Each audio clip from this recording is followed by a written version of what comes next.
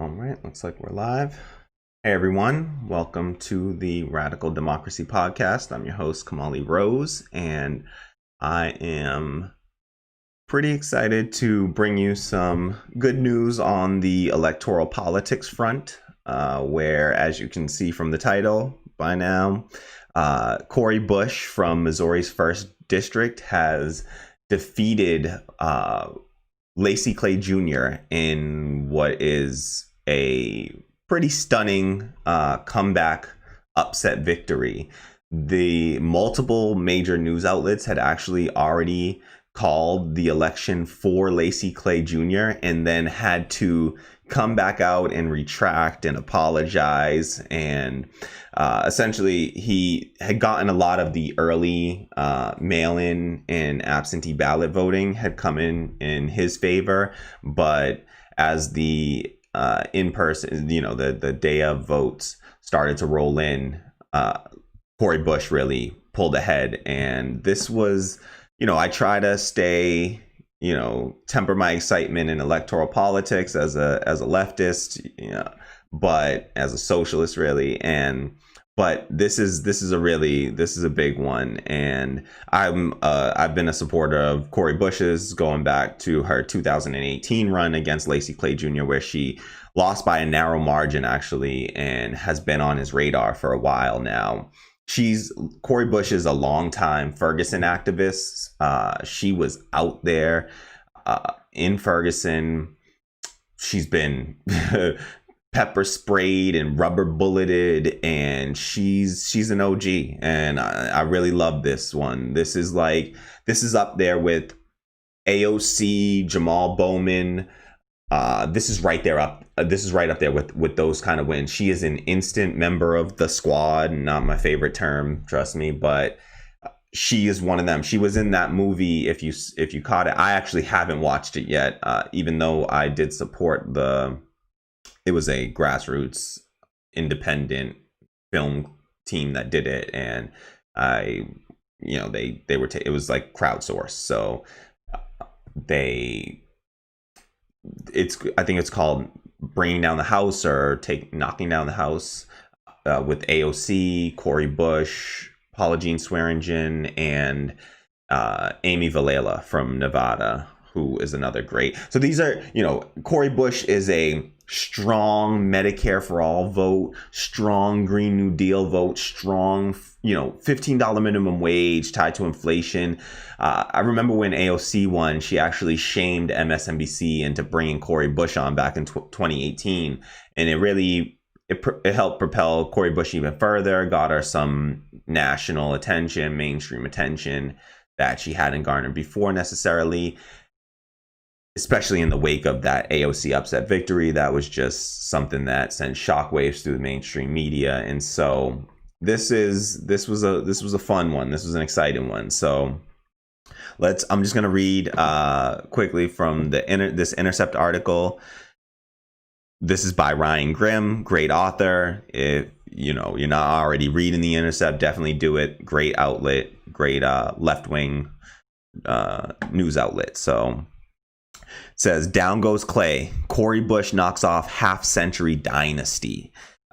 Yeah, that's something else I should point out, and I'm sure they'll mention it here, but Laci Clay Jr. is the son of Laci Clay, who was the former incumbent, and so it went from father to son. And his father was in Congress for 30 years straight, and then he's held the seat for 20 years straight now, 19 years, but at the end of the year, by the time when Cori Bush is inaugurated, it'll be 20 years. And keep in mind, yes, this is a primary election here, but this is a strong Democratic district. There's no doubt about it. Cori Bush is going to Congress. Whoever the Democrat is that wins the primary, that's who goes to Congress in this district. So Cori Bush is going to Congress. And so here we are. Cori Bush's defeat over 19-year incumbent Representative Laci Clay in St. Louis, Missouri is Justice Democrats' latest upset. In an upset that will rock the House. In an upset that will rock the House Democratic caucus, Ferguson activist Cori Bush on Tuesday unseated Representative Laci Clay, whose family has represented the St. Louis area congressional district for more than 50 years. Clay dominated Bush among mail-in and absentee ballots, leading some outlets to prematurely call the race.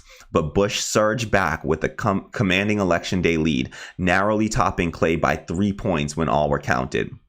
Bush was among the original Justice Democrat recruits in 2018, but lost her first challenge by 20 points. Okay, so I apologize. It was a 20-point difference. I forgot. That's actually true. It wasn't as narrow a lead as I said. It was actually a pretty commanding lead, 20 points. It was still considered, mind you, at the time, it was considered a really great showing for Cori Bush. So that is true. This was considered a really great, strong showing for her. Even losing by 20 was considered strong because of the machine that's machine politics there is establishment power there, and so you're talking about somebody with very little funding, grassroots funding, no name recognition, and activists coming up out of the Ferguson protests and now taking down what is a 50-year incumbency essentially. And so, a registered nurse and pastor, she made a second run this cycle, again with the backing of Justice Democrats, the progressive group best known for recruiting Alexandria Ocasio-Cortez.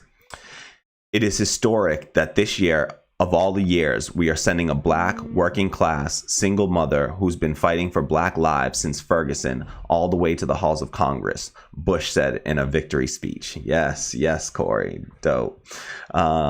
Bush's win follows the upset of veteran representative Eliot Engel at the hands of Jamal Bowman in New York, and longtime Representative Daniel Lipinski in Illinois, who fell to Marie Newman.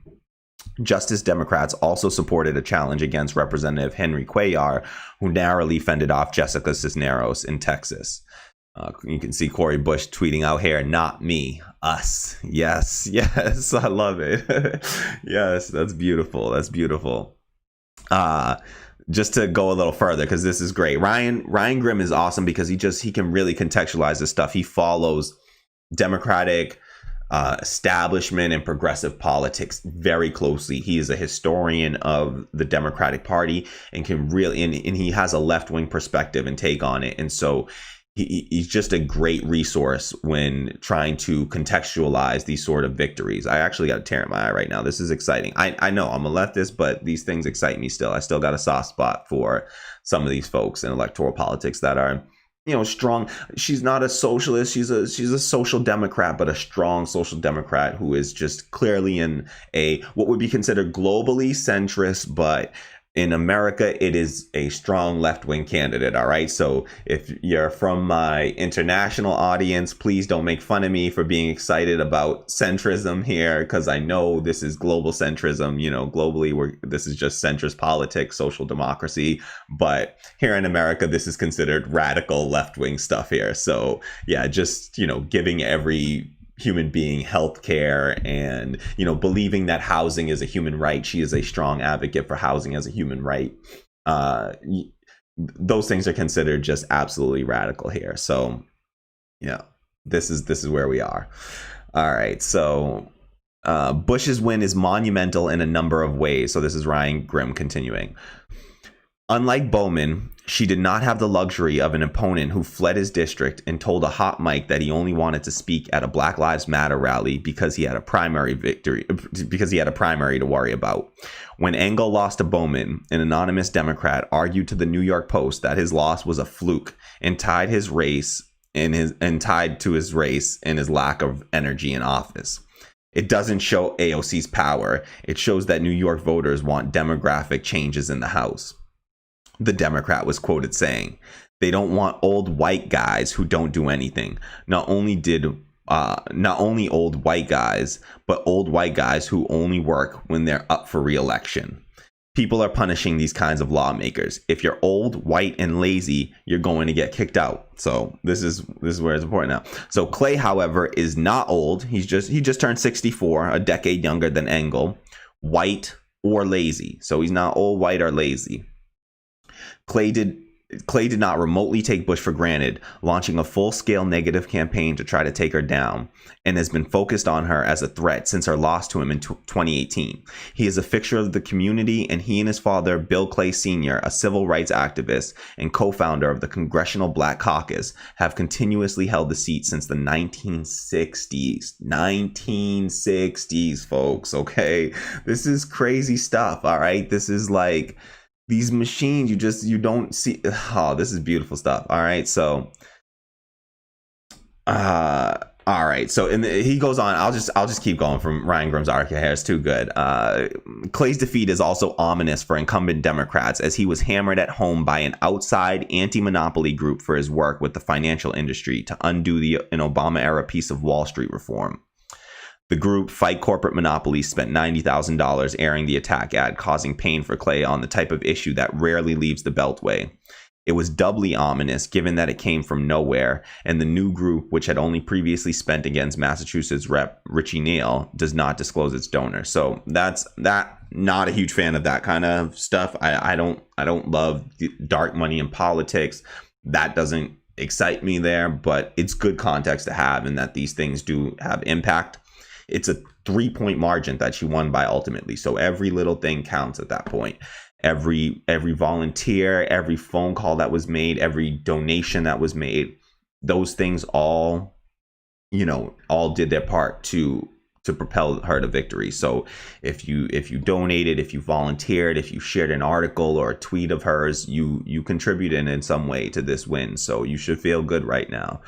And I know some leftists will get on me about, being overly excited about electoral politics and trying to work within the system. But I do believe in an inside-outside strategy, working from both within the system and outside the system, pushing in both directions to try to enact change and affect change. So I think this is absolutely a victory for the left, and we have to count our blessings and just make sure that we're really celebrating our victories. So when they happen, so this is a fun one. This is a good one because it's an impactful one. It's a meaningful one. This is really, and it's a surprise. I mean, it was called against her, and now she just, I know it's not in elections, I mean, the votes were cast, but it feels like a comeback. We thought she had been counted out, and she came back to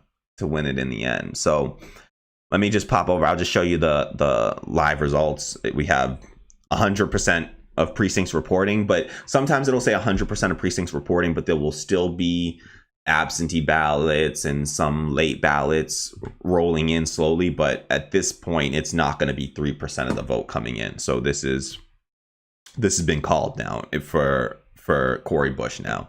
So you can see here, Cori Bush got 72,812 votes, which amounted to 48.6% of the vote. William Laci Clay only picked up 68,201, and that was 45.5% of the vote. And then there was another person running, Catherine Bruckner, and she picked up 8,796 votes. So 6% of the vote, about 6%, 5.9%. So yeah, I'll have to look up more. I honestly, I don't know much about Catherine Bruckner at all. So I'll have to look up more on her to see what her politics were, to see where she would have been pulling votes from. Let me quickly look her up. Oh, no, sorry. Let me pull her up. Yeah, we'll pull it up right here. Yeah, let's just see what she...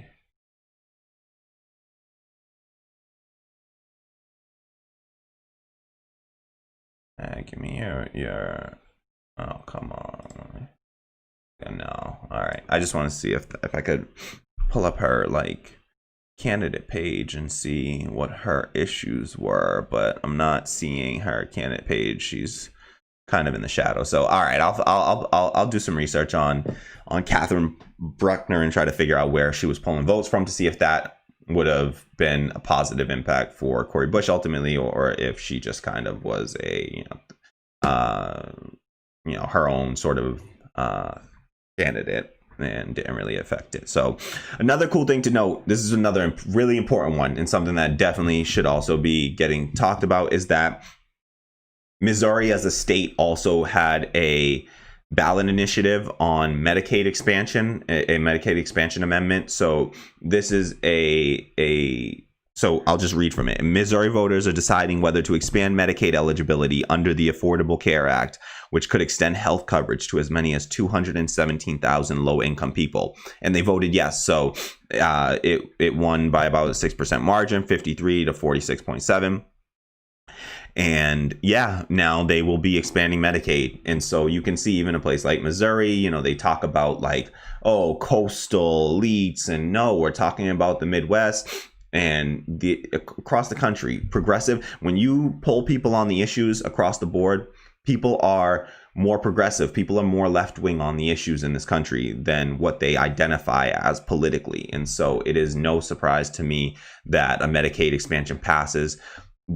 I'm going to do a video soon on the recent polling from Hill Harris X that they polled on Medicare for All, asked, do you support or oppose providing Medicare to every single American, was essentially the question. And 67% supported it and only, 33% opposed. So that is, an overwhelming majority, 2/3 of Americans believe that we should be providing Medicare for all. 2/3 of Americans believe that, yet, and if this was a real democracy, if 2/3 of the country were in favor of a policy, of a public policy, that policy would pass in a democracy. Unfortunately, what we're living in is not a real democracy. And so even, people can go and, lose their heads over, oh, it's a republic, not a democracy. Look at what a republic is. It's supposed to be through a democracy, through representation, representational democracy, right? So democracy, right? So but that's not what we have, because we have a system that allows in this country, through things like Citizens United, that allow unlimited campaign spending and essentially legalize bribery in this country. So what is illegal in most other countries is pathetically legal in this country, and we have a lot of bought and paid for politicians that do not represent the people. They represent their donor class. Cori Bush is 100% funded by the people. She is a Justice Democrat, which means she takes no corporate PAC money. She raises her money one small donor at a time and that's the thing. Everybody represents their donor. Everybody does the bidding of their donors, right? So that's true of every congressperson. They are all going to do the bidding of their donors. And so to get a politician you can trust, their donors have to be the people. It has to be the masses of people. That's the only way this thing works. And so Cori Bush, this is a really monumental win for Cori Bush, because it just really shakes things up. It adds another, this is essentially what we did what they did in 2018. They did this again now in 2020. And it's not just one victory, but we're talking about Jamal Bowman, Mondaire Jones, Cori Bush now. I think I'm blanking on one more person. Oh, we had such a close win almost against Amy McGrath. I'm spacing on his name right now. I can't believe. Charles Booker. Charles Booker almost beat Amy McGrath. I mean, I feel like he beat her, but whatever, So these are big wins, and we should celebrate these wins. And when I woke up to this news, and this was really exciting news, because I love Cori Bush. She's awesome. It's that's a strong Black woman right there, who is a American leftist, but again, globally centrist, but American left wing, and somebody that is not going to, she's going to go into Congress and she's going to make noise for us. And this is another guaranteed vote for Medicare for All, for a Green New Deal, for all those policies that come with that. And again, she is amenable to socialism. This is what I would say as a socialist to other socialists looking at this is, no, it's not she doesn't right now have a language around things like democracy in the workplace necessarily, but she is 100% amenable to those sorts of policies. And so we have to push where we can to get people like that into power, because this if we can weaken the system of capitalism from within it. I think we can weaken it. We can't completely overthrow it or destroy it.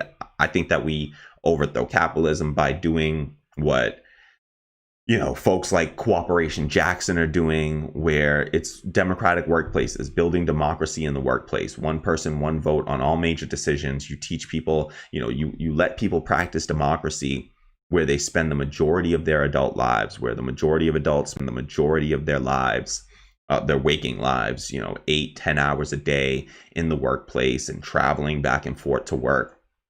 And so if you teach people to practice democracy there in the workplace, they will then get a taste of it, as Richard Wolff says, and they'll learn how to practice democracy in their political system as well. And so essentially whatever system you set up in your economy appears to then seep its way into your political system. So however you set up your economy is essentially how your politics are going to be structured. So we've set up our economy with these top-down capitalist, hierarchical structures where a handful of people called the board of directors have all the control, all the say over everything. They get to make all the decisions, what you do, where you do it, what's done with the profits of your labor. They make all those decisions, and look where it's gotten us. Look where that system has gotten us. We're in the midst of a global pandemic where our GDP just contracted by 9.5 over. It was, I believe, about 10%,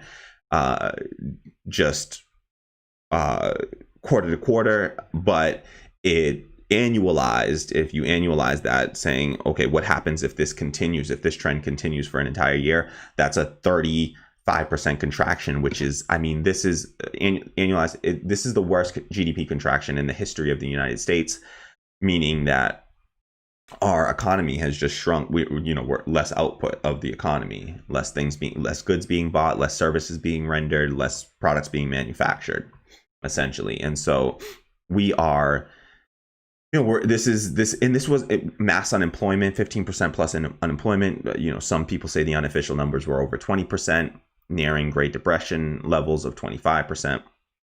And so, and it wasn't necessary. There are places in Europe right now. Germany they went from 5% to 6% unemployment because of having systems in place to protect people.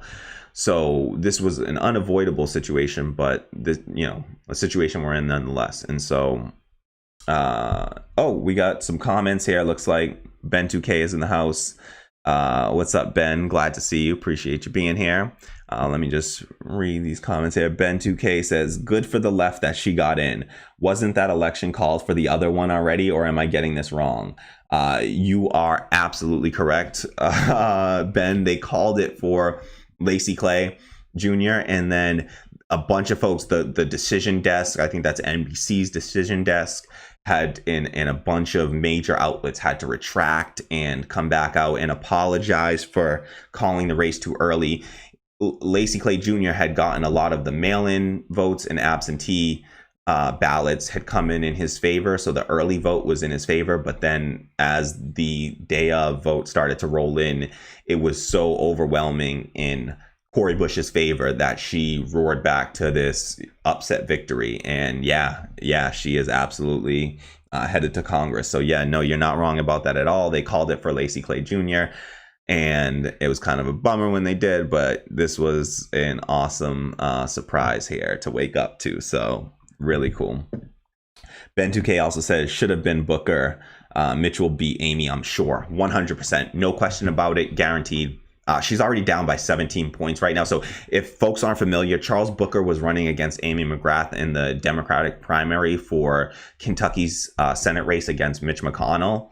And Mitch McConnell, he needs no introduction. The dude's a monster. And he's the the leader of the Republicans in the Senate. And he's the guy who blocked Obama's Supreme Court justice pick of Merrick Garland. That was his doing. He was very proud of that. He calls himself the Grim Reaper of Congress, I believe. He called himself the Grim Reaper. And the dude is just, he's evil. He's just evil incarnate. The dude, he's a extreme right winger who his whole mission is to pack the courts with conservative right wing judges. Really not conservative, because conservative, these people aren't conservative. They're just false.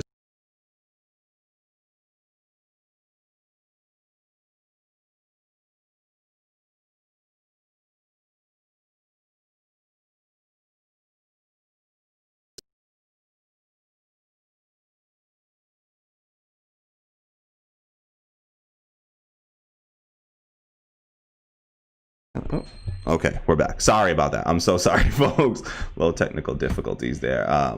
Mike just gotta stop playing with that cord. Sorry. All right. So yeah, Laci. What was I going on about? Oh yeah, the Booker, Charles Booker in Michigan. Yeah. In Kentucky. Yeah, Mitch McConnell's a monster. The dude. We need to take him out of Congress, and our best bet to do that was Charles Booker. I think that he, it was gonna be a difficult race no matter what. It was gonna be a hard race, but he was the only one who had a chance. He was an activist. He was out there in the midst of the George Floyd protests, while Amy McGrath was sitting at home talking about how she didn't think the protests were a great idea because she didn't. She didn't think the protests were a great idea because COVID-19 and people. I've been to protests. I've been to protests, and I've been out in public during this pandemic for other reasons, just get food and things like that. I'll tell you, the protests are the place where I saw the most careful people, every single person wearing a mask, being considerate of others, trying to stay socially distanced as best they can.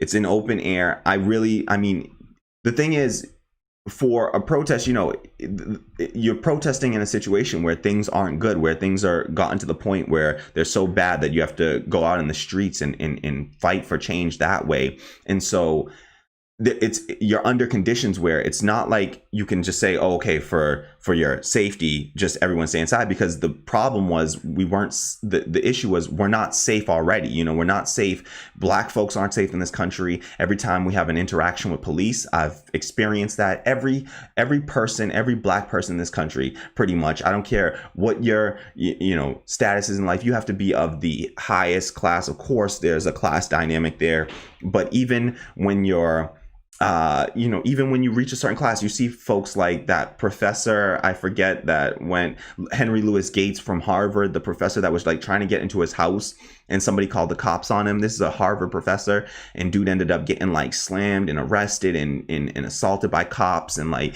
every black person pretty much has a story of how cops have disrespected them,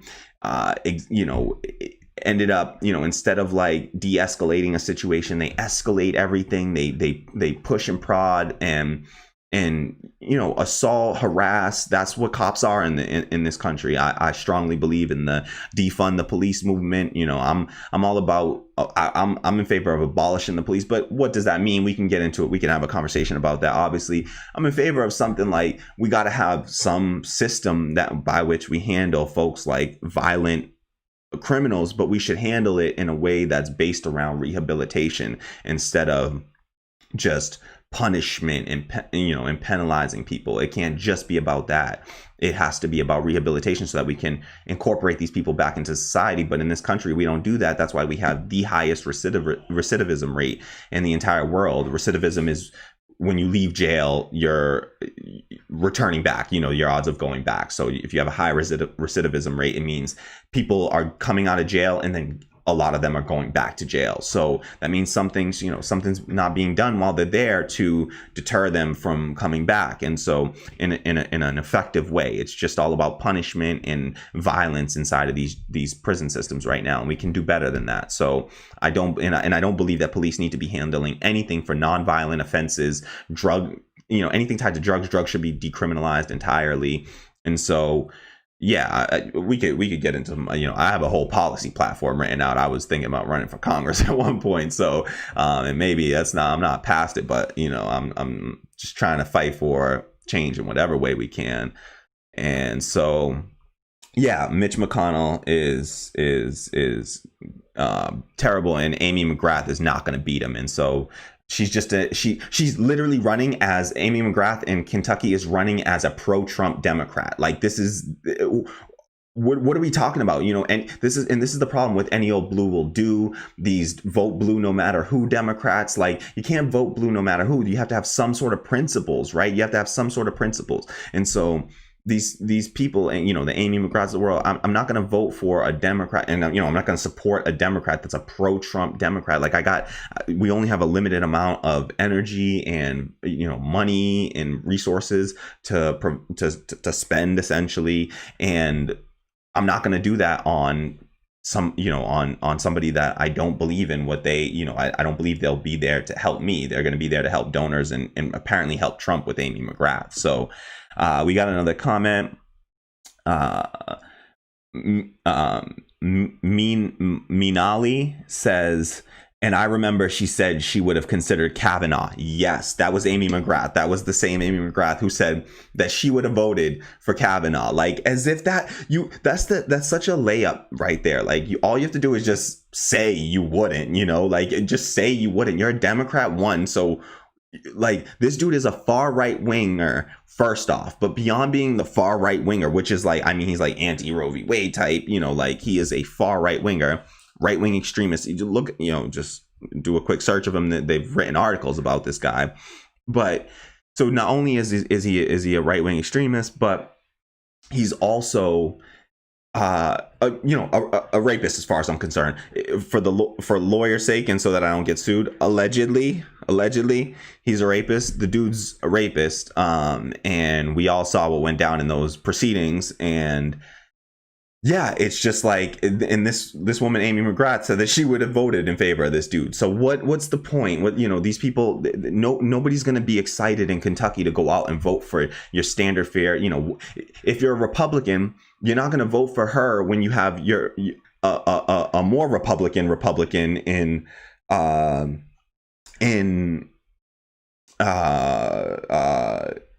Mitch McConnell. You're not going to go vote for Amy McGrath if you want to vote right wing, you go vote for Mitch McConnell. And so it's just, who is her base? Who is she playing to? I honestly truly believe that people like Amy McGrath are paid to lose in the Democratic Party. I believe that she is paid to lose. She's a Chuck Schumer, supported Chuck Schumer back candidate who, Chuck Schumer came out in support of her running against, there's all about identity politics in the Democratic Party, and like, there's a black person running, and you come out in support of, Amy McGrath and against this black activist, Charles Booker. Ben 2K, let me just throw, Ben 2K says, why isn't Amy a Republican then? Is really trying to outflank Mitch on the right? That doesn't make any sense at all. Exactly. Like, what are you try, you're not going to outflank him on the right. I'm sorry, the dude is one of the most extreme right wingers. You're literally trying to play this like centrist card, but from attacking him from the right. With Trump, she would be like a pro-Trump Democrat. She'd be the most pro-Trump Democrat. Like that. Like, who's that playing to? Mind you, Kentucky had just voted out their governor, who I'm forgetting his name. I think, is it Bevins that lost? Because Andy Beshear, I think, is the new governor, and I think he beat out Matt Bevins. And I think that, no, I don't think that. I know that the reason that he beat him was because Matt Bevin, I believe that's his name. Correct me if I'm wrong. I think it's Matt Bevin that he beat. He beat because Matt Bevin came out and talked shit about the teachers union when the teachers were striking. He tried to literally come out and say that the teachers were responsible for any, like, he tried to accuse the teachers of getting the children like molested. I kid you not. He was like, children are going to be molested and it's your fault, teachers, because the teachers were out there demanding more supplies, more funding for the schools, and also to be paid enough so that they didn't have to work extra jobs and be too tired to pay attention and give the students their full, attention and care that they need. I mean, these are young students that they were caring for. So he came out and spoke out against teachers and in the teachers union when, Kentucky was doing, they led those strikes, that a successful teacher strike. And I think that, again, I could be mixing Kentucky and I think there was a strike in Virginia or West Virginia. where they weren't a union. These were teachers striking, non-union, I believe, who did this. Or they did it against the union's approval. The union voted against it, the union leadership, but the union membership was like, fuck you. We're still going. We're gonna do our thing. Sorry, we're gonna get, we're striking because we care. And so this is these are labor movements. This is left wing, labor movements. And so the idea that you're running in Kentucky as some right winger, as if the people actually are strong right wingers, is just goofy. It's silly. It's naughty. It's just it makes no sense. And she's playing to a base that doesn't exist. So that's Amy McGrath for you. Ben 2K says, I don't get the points of this candidates. Don't get for which base she is running. Exactly. She's a veteran, right? Yep. She's I believe Army vet, but definitely military veteran. Absolutely. She's a veteran, right? Did she think that would be enough? Yep. Kind of need to read a little into her platform. I'm not well informed on her. I mean, good luck trying. She doesn't really have a platform, dude. She doesn't have a platform. Let me just see if I can pull up Amy McGrath. McGrath on the issues. Sorry, I don't touch type too well. She has no platform. Amy's stance is on the issues. I believe healthcare should be affordable and accessible to all Americans in the same way that basic education is the foundation of a strong country. Healthcare affects our nation's competitiveness and security. It's stop undermining the Affordable Care Act. Bipartisan solutions for America's healthcare. Bipartisan. The Republicans want you to have no healthcare. So bipartisan solution means meeting somewhere in the middle. Maybe half of the people get healthcare. What do you mean a bipartisan solution? Do you see any Republicans coming out talking about bipartisanship? What Republicans do you see talking about bipartisanship? Republicans come out in their strong in their screwed up beliefs, and they're like, no, we want to take away your damn healthcare, and we want you to have nothing, and that's that. And we're gonna fight to, what did they say? Appeal Obamacare, repeal and replace. That was it. Repeal and replace Obamacare. They weren't playing game. They came in and they tried to repeal that shit and not replace it with anything. What are you talking about bipartisan? There's no I consider this negotiating with terrorists, as far as I'm concerned. Noam Chomsky has said that the Republican Party doesn't even, they've gone off the political spectrum at this point. The Republican Party, they are off the political spectrum at this point. These are extremists. You're negotiating with these extremists, and they are terrorists. They want to terrorize poor and working class people in this country, and so. This is her on healthcare, public option, Medicare buy-in, the lower prescription drug costs. How about we have no prescription drug costs? How about that prescription drugs are covered under an improved Medicare for all plan that Bernie Sanders provided? This isn't a Republican here. This is a Democrat's plan right here. The public option, are you kidding me? That's what Obama went into office with, in offer of a public option. And what happened?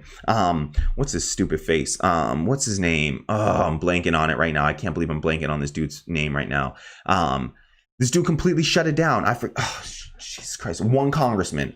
He switched to being a Republican after being a Democrat.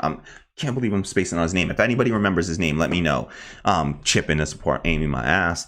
But this is her. And then she talks about the opioid crisis. But again, way to solve the opioid crisis is by providing Medicare for all. And more importantly, also decriminalize and stop treating drug addiction like a crime and start treating it like a health issue, which is what it is. And so she says, you'll notice she says nothing here about decriminalizing drugs. This is, just weak stuff. And really, the things that, she's going in with an already compromised, just these it's these people that don't support changing anything, protect the Affordable Care Act. Stop undermining Affordable Care Act. The Affordable Care Act deserves to be undermined. It left 20 million Americans uninsured. What kind of healthcare for all plan is one where 20 million, and of course you know which 20 million people it's going to be. It's going to be the 20 million, most desperate people in the country are going to be the ones, and that's 20 million uninsured. There's also an additional like 50 million who are underinsured at least, who, what that means is that your insurance doesn't actually cover the care that you need. So you're still paying out of pocket. 500,000 Americans go bankrupt because of medical debt each year. 500,000 people have to file for bankruptcy because of medical debt. And you're talking about under the Affordable Care Act, and you're talking about defend this damn thing. Like, what's that do? You leave people unprotected, and so that's what we get. But Joe Lieberman, thank you, Meanly. Meanly says Joe Lieberman. Thank you so much for that. And I'm sorry if I'm pronouncing that wrong.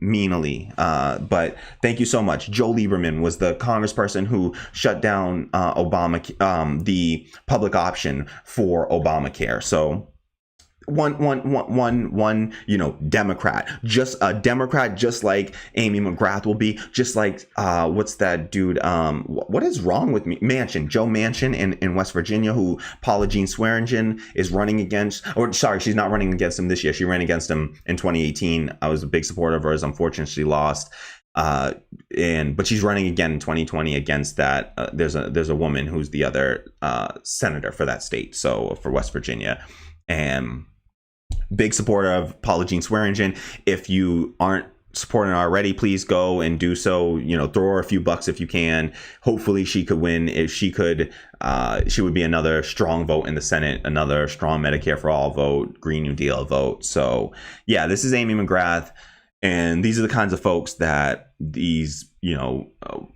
Pelosi and Schumer, these are the kinds of people that they end up backing. These people that are coming to the table with an already compromised position. You don't go to negotiations with your position already compromised. If you're already compromising, then you're only going to go to further compromise from there. So we should really be starting this conversation, not with a Medicare for all, if on the left. Leftists should be talking about, at least nationalizing the healthcare system the way that the UK does, have a national health service. That would be a further left-wing position. I consider the furthest left-wing position to be a nationalized healthcare system, but one in which all of the, nationally funded, but democratically owned and operated hospitals, let the patients and the staff there all have a say, and the folks in the community. So wherever those hospitals are, I think that those stakeholders should have to get together and agree to these changes, instead of having like these hospital administration boards. And a lot of these hospitals are for profit, and the right wingers will point to the fact that like, oh, hospitals are the problem, but really the insurance, it's both the insurance and these capitalist hospitals that literally are like profit incentives, have profit motives and profit incentives. So Meanly says it's the right pronunciation. Awesome. Thank you so much, Meanly. And thank you for being here. Everyone, thank you so much for being here. If you haven't already, do me a huge favor and hit the like button down below, and subscribe. If you're watching this on your phone, you just got to close out the chat, hit the like button, subscribe, hit the bell if it's not, if it doesn't bother you, hit that bell to receive notifications anytime we go live or launch a new video. And yeah, I really appreciate the support. If you can afford it, huge favor to ask here. If you can afford it, do me a favor, head over to my Patreon. Thank you so much to Ben 2K, who signed up for the Patreon in the last stream. I thank you so much for that. Really appreciate that. If you can afford it, head over to the Patreon, patreon.com/radical democracy. Drop me a few bucks, whatever you can afford. I really appreciate it. It's to help this thing keep going and growing. And I really hope to bring people in, build a democratic workplace, start overthrowing capitalism one small worker cooperative at a time. I do believe it's possible, but only, of course, with your support and your help. And so I really appreciate it. If you can afford it, do me that favor. Really appreciate it. But again, only if you can afford it. So thank you so much, folks, for being here. Thank you to whoever just liked, Meanly says Obama would have done a lot more things if he wasn't so attached to bipartisanship during his time in office. Yeah, of course, he went in there compromising, and he was a big person, that touted the bipartisanship. I forget his famous quote about, where he was saying like, oh, Republicans, if you get them all in a room, like they're reasonable people, and we're just like, he had this like, let's all just go get a beer, and he literally had something called the beer summit. He did a beer summit with Republicans, and nothing came of it. Like, he tried everything. If bipartisanship worked, it would have worked under Obama. If bipartisanship was possible in this political climate that we exist in now, if bipartisanship, and let me tell you when bipartisanship happened. Whenever bipartisanship does occur in Congress, it's because the Democrats and the Republicans get together to help their shared corporate donors. That's the only time. Whenever it's pro-corporate legislation, that's when bipartisanship happens. So if you're seeing bipartisanship, I forget who says it. Maybe it's Jank, maybe it's somebody else, but they say if you hear the word bipartisanship, hold on to your wallet, because they're coming for it. Like they're coming for you. So don't that bipartisanship, if it would have worked, it would have worked under Obama, because that dude was all about bipartisanship.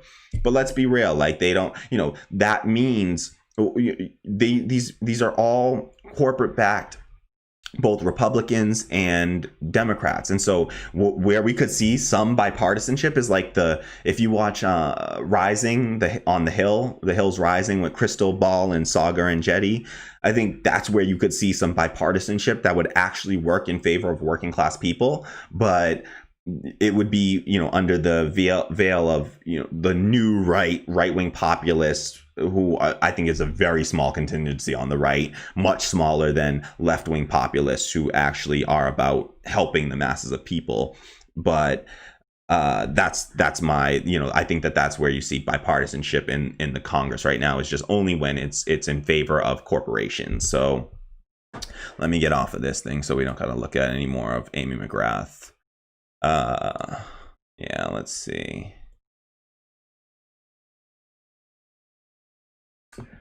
Yeah, we'll just keep this up. No, I like this picture of Cori better. Yeah, strong. It's my sister Cori right there. I love it. So Ben 2K says, I think so. He got grinded down by the machine in DC fast. Yeah, I think so. But I also, I I voted for Obama twice, but I was still consider myself a sort of centrist at that point. I was not developed in my political ideology. What I really was pretty apolitical at that point. So I was a 2-time Obama voter, and I was fairly apolitical. I was in school at the time and just couldn't pay enough attention to politics. And so I was fairly apolitical. I would say things like socially liberal but fiscally conservative nonsense like that, like I would say, but didn't know what those things meant. But I honestly think that Obama, his ideology is neoliberalism. He's neoliberal. He believes in capitalism. He's a strong, advocate for capitalism. That's what he believes in. And so when neoliberalism is your ideology, you're going to produce exactly what Obama produced, which is drone bombing a bunch of brown people, but doing it in a technologically savvy way. That's what the Democrats will do. That's the difference between Republicans and Democrats. Like, Republicans just want to bomb these people to, the, like, whatever they say, like back into the whatever, but the Stone Age, like, bomb them back into the Stone Age. But that's what Republicans want. And Democrats want to bomb them back into the Stone Age, but with new cool technology, drones, instead of like doing it with like actual, like, sending people over there. But like, these indiscriminate drones that blow up, kill civilians and destroy, black and brown people in their cities and their livelihoods over in places that we can't even point to on a map. And you'll get a whole bunch of that. You'll get the deporter in chief. These are the things that will be produced out of neoliberal ideology. And honestly, I think that having a Democrat often in office gives cover to a lot of these things. When somebody like Trump is in office, and I'm strongly anti-Trump. I voted for Hillary in 2016 in the general, and I went out and even campaigned for her against him. It was really campaigning against him because I was I felt threatened by his, presidency as a black person and just as a working class person in general. And so I, certainly am I'm, definitely anti-Trump in that way. But I do think that when you have a neoliberal, when you have a Democrat in office, that it gives cover to some of this stuff, because a lot of people sort of check out. I know a lot of people that when Joe Biden wins the presidency, because Donald Trump has just lost this completely. He's done. Like he with his response to COVID-19 and this Great Depression that he's accelerated us into. I think that he's done. It's over for him. But so Joe Biden will almost certainly be our next president. And I think that I know people who are going to just check out and think, okay, well, we're all good now. Trump's not the president anymore. So I guess everything's cool now. And we don't need to worry about resisting anymore, because this is like the resistance, folks that are just like, they just want, I know a set of people that just want to be essentially just to check out. They just don't want to have to worry. They don't want to have to engage in stuff. They get upset every time Trump tweets something, but they're not upset that 500,000, at least 500,000, at least 550,000. Sorry. 660,000. I apologize. You can look up those numbers. That's the real number. At least 660,000 Americans are homeless right now. I think the number is much closer to 1 million, because we know homeless people are being undercounted. And so we have probably 1 million homeless people in one of the wealthiest, in the wealthiest country in the history of the world. And you have a lot of people that aren't concerned about that, but they're concerned about what Donald Trump is tweeting out. And so I just don't have a lot of love for those sorts of folks. And so I think that Obama did what he was going to do as a neoliberal, and we sort of should have expected what we got with him, really, is what it is. So read some more comments here. Ben 2K says, have you heard Nina Turner's Biden quote? Like something along the lines of, voting for Biden is like eating half of a plate of shit. Trump is the full plate. I love Nina Turner. And by the way, I know I mentioned it last time, but I'm going to mention it again every time her name gets mentioned. Nina Turner follows me on Twitter, and I am deeply proud of that. It was one of my proudest moments. I love me some Nina Turner. So love me some sister Nina Turner. And that is a beautiful quote that I think hits the nail on the head. It is perfection. It's like, oh man, yeah, exactly. It's just like, Biden is half a plate of shit. And I don't want either. I just don't want either. I don't want to eat shit. So I'm personally going to be voting third party for sure. I'm either voting for Howie Hawkins and Angela Walker, a black woman, for vice president in the Green Party, or I'm going to be voting for Jeff Mackler of the Socialist Party. I think it's Socialist something party, but Socialist Party or Socialist Worker Party. And I would do the Green Party vote with Howie Hawkins. On policy, we're very closely aligned.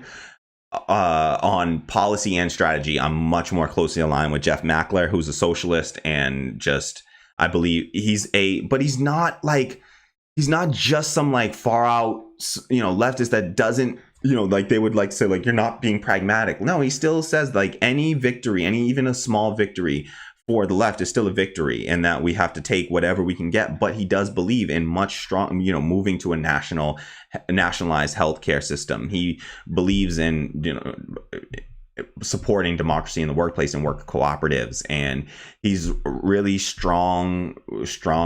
He has really strong language about anti-capitalist and really strong anti-capitalist rhetoric. And so I am much more closely ideologically aligned with the Jeff Mackler. And so I will, I'm just, that's, and I vote in Massachusetts. My vote doesn't really matter, sadly, because of the Electoral College and how that works, that it's a blue state. Democrats will win the state. And so whoever the Democratic candidate is will get all the electoral votes from Massachusetts. So, that's our ridiculous electoral college system. They call this democracy. I don't know how they can call this democracy. Just note how convoluted our system is. That convolution is there in order to obfuscate, to make it so that you the average voter who is a working class person who is just struggling to make ends meet. 78% of all Americans live paycheck to paycheck. People do not have time to engage in politics the way that, me as like a political nerd, a political like junkie, like I'm consuming this stuff every day.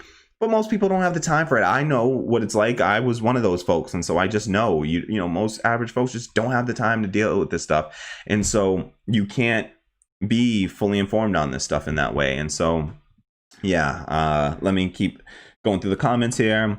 Ben2K says, I kind of feel sorry for Americans. So often you can't vote for what you believe in, but have to choose the lesser of two evils 80% of the time. Yeah, it's a gross. The two-party system is just a really screwed up system. I think the only way we'll ever overthrow the two-party system in this country is by implementing a ranked choice voting. If you're not supporting ranked choice voting somewhere, do it, please. Ranked choice voting.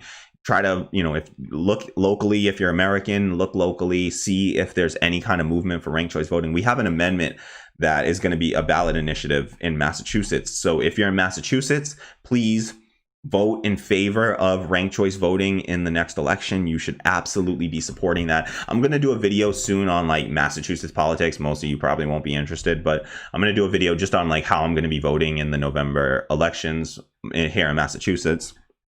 And I'll talk about the ballot initiatives and like what we can do there. So that'll be cool. Everyone that's here, thank you so much for being here. I will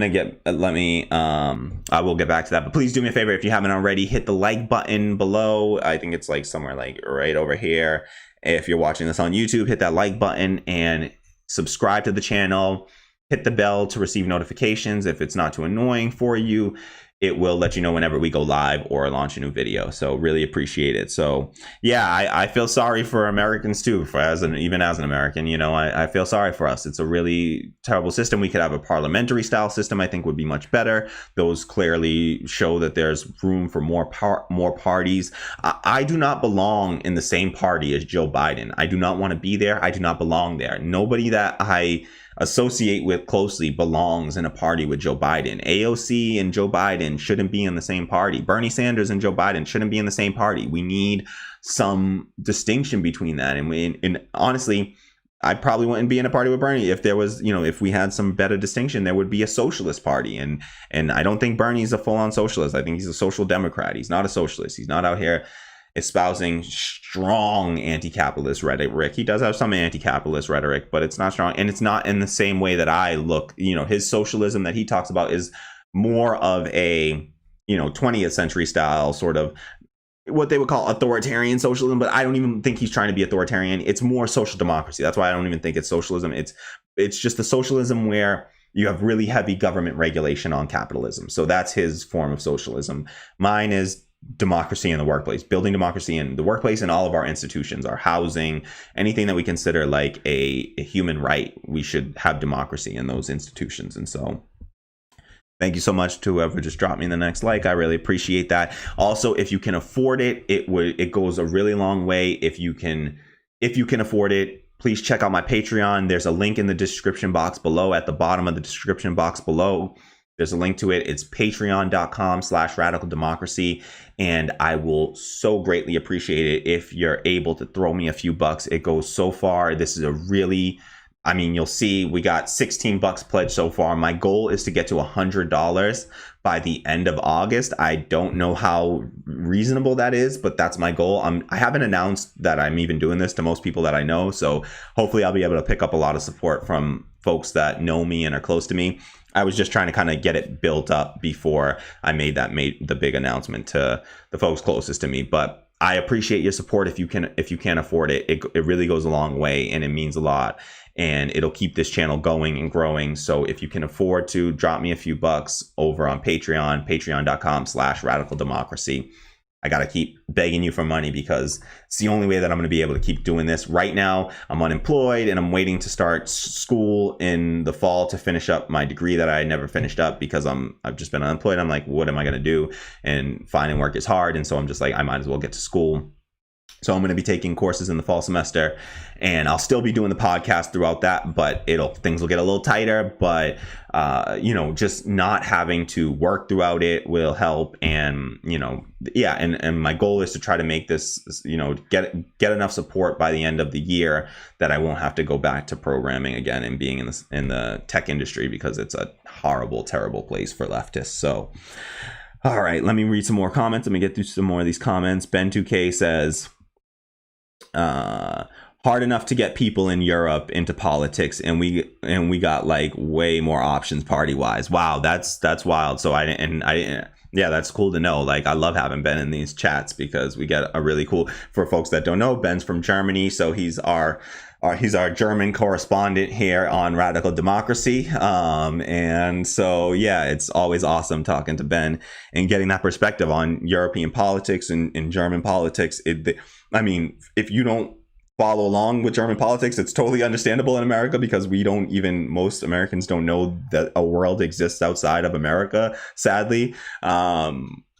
But I should pull up this awesome map that my buddy showed me yesterday about like what Americans think about, like, it's like the map of the world, and like what Americans think about each section, how we perceive each section of the map. But yeah, that's cool to know that even with all those choices, people are still not as politically involved, and like people, and that's like relative, because like here it's even more distant and disengaged, and people are really disconnected from things like labor movements and left-wing movements in this country as well, because they just haven't happened recently. We haven't had a strong labor movement in about 100 years, and where 30% of people used to be part of labor unions at the peak, it's now 10% of people, and most of them are in public positions. So just getting through some more of these comments. Thank you so much, Ben, for chatting. I love that we did this stream early so that Ben can be here. Ben2K says, dangerous to call the election now. People thought the same with Hillary. Very true. And, Nina Turner has come out recently. Michael Moore has come out recently saying those same things. So I don't take that lightly. Those are folks that I trust. I believe I will defer to them on a lot of things, electoral politics, because they know it. They've lived this stuff. Nina Turner is a state representative. She's, run, campaigned, and then she's been the, a co-chair of Bernie Sanders' campaign for years. She ran Our Revolution. She understands the, politics, and so I trust her on something like this. And so when she says, be wary, Biden's not completely in the clear yet, I believe that. I don't think it's a layup. There's still things that they call like black swan and white swan events, which are these events in politics where like things will just happen in like late, and like something will come out, or a story, oppo research, or something will drop, and it'll just be so monumental. Or, Joe Biden, anything can happen with Biden, anything can happen with that dude, because I don't think he's got his full cognitive abilities, at this stage. I think he's in cognitive decline, a really sharp, rapid cognitive decline. And I'm not like some psychologist, and I can't diagnose him, but go look at Joe Biden. Go look at a Joe Biden debate from 2000, and you can look at him debating in, when did he do? 2012. I think he debated Paul Ryan in 2012. You can look at that debate and see how sharp that dude was. Like, the dude was sharp back then. That was just 8 years ago. I think there's a video of him in 2016, where you can see he's much sharper. This dude is, in a really short amount of time, he has really declined rapidly. So I think he's in a fairly rapid cognitive decline. And so nothing is safe for Joe Biden. And so I totally agree with you there, Ben. It is dangerous to call it now, and I should be a little bit more careful in saying that, and really caveat that, because it's Joe Biden, and the dude right now, he's winning literally by just not existing, like just by disappearing. This will be the first time I think that a candidate would win on a strategy of literally just being not there. Like, the dude is nowhere to be found. He's not doing anything. He's not campaigning on. We know exactly what we're going to get with this dude, which is nothing. His slogan is like "Build Back Better," which is literally like the Democratic version of Make America Great Again. Everybody before that, they were saying like, oh, we should, or what was it? Return to normalcy was a phrase you keep on hearing over and over. We need a return to normalcy. Joe Biden is a return to normalcy. Who the hell wants to go back to the normal of pre-COVID-19? Remember that normalcy, what that was, that old normal led us to this moment, right? It led us into Trump. It led us into this.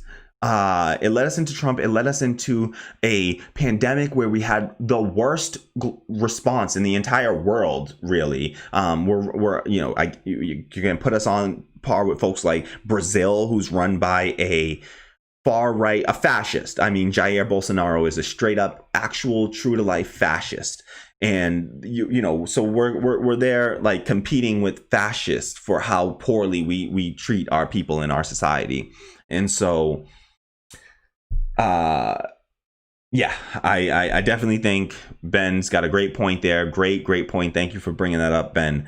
It is very dangerous to call it now, considering that it's Joe Biden and the dude is just winning on default right now, on just like the default of being like Obama's buddy and, being not Trump. Essentially, that's what he's winning on, is being not Trump. And that's it. Like, people are voting for not Trump. That's it. No policy, nothing. And so that's not a hopeful message to spread. And so that is a very weak base to be holding, and anything can happen. I mean, it's Trump's election to lose, really. It's whatever Trump does. If he came out here and if they just had a halfway decent response, they literally can just give away money to people right now. And it's the easiest thing to do. And it's going to do two things. It's going to actually save the economy, because our economy, and you can go, not right now, don't do it right now, but after this stream is over, check out my stream from yesterday. Or 2 days ago that I did, and it's titled Make America Great Depression Again. It's episode 4, I believe, of the podcast. And you'll see I talk about this, and these are the kinds of things like this. What Trump's response to this thing has been so pathetic, and you just have a chance to just give away money. You can give away money that's not yours. You don't have to use your own campaign funds. You can just literally give away government money to people to keep the economy going. It will keep the economy going, and it will buy him votes. Essentially, people will be like, oh, well, Trump took care of me, so I'm gonna vote for my buddy, for Trump again. Sorry, I shouldn't do that thing when I say that, but like, because people all over vote for Trump. It's not just like in the South or anything like that. Okay.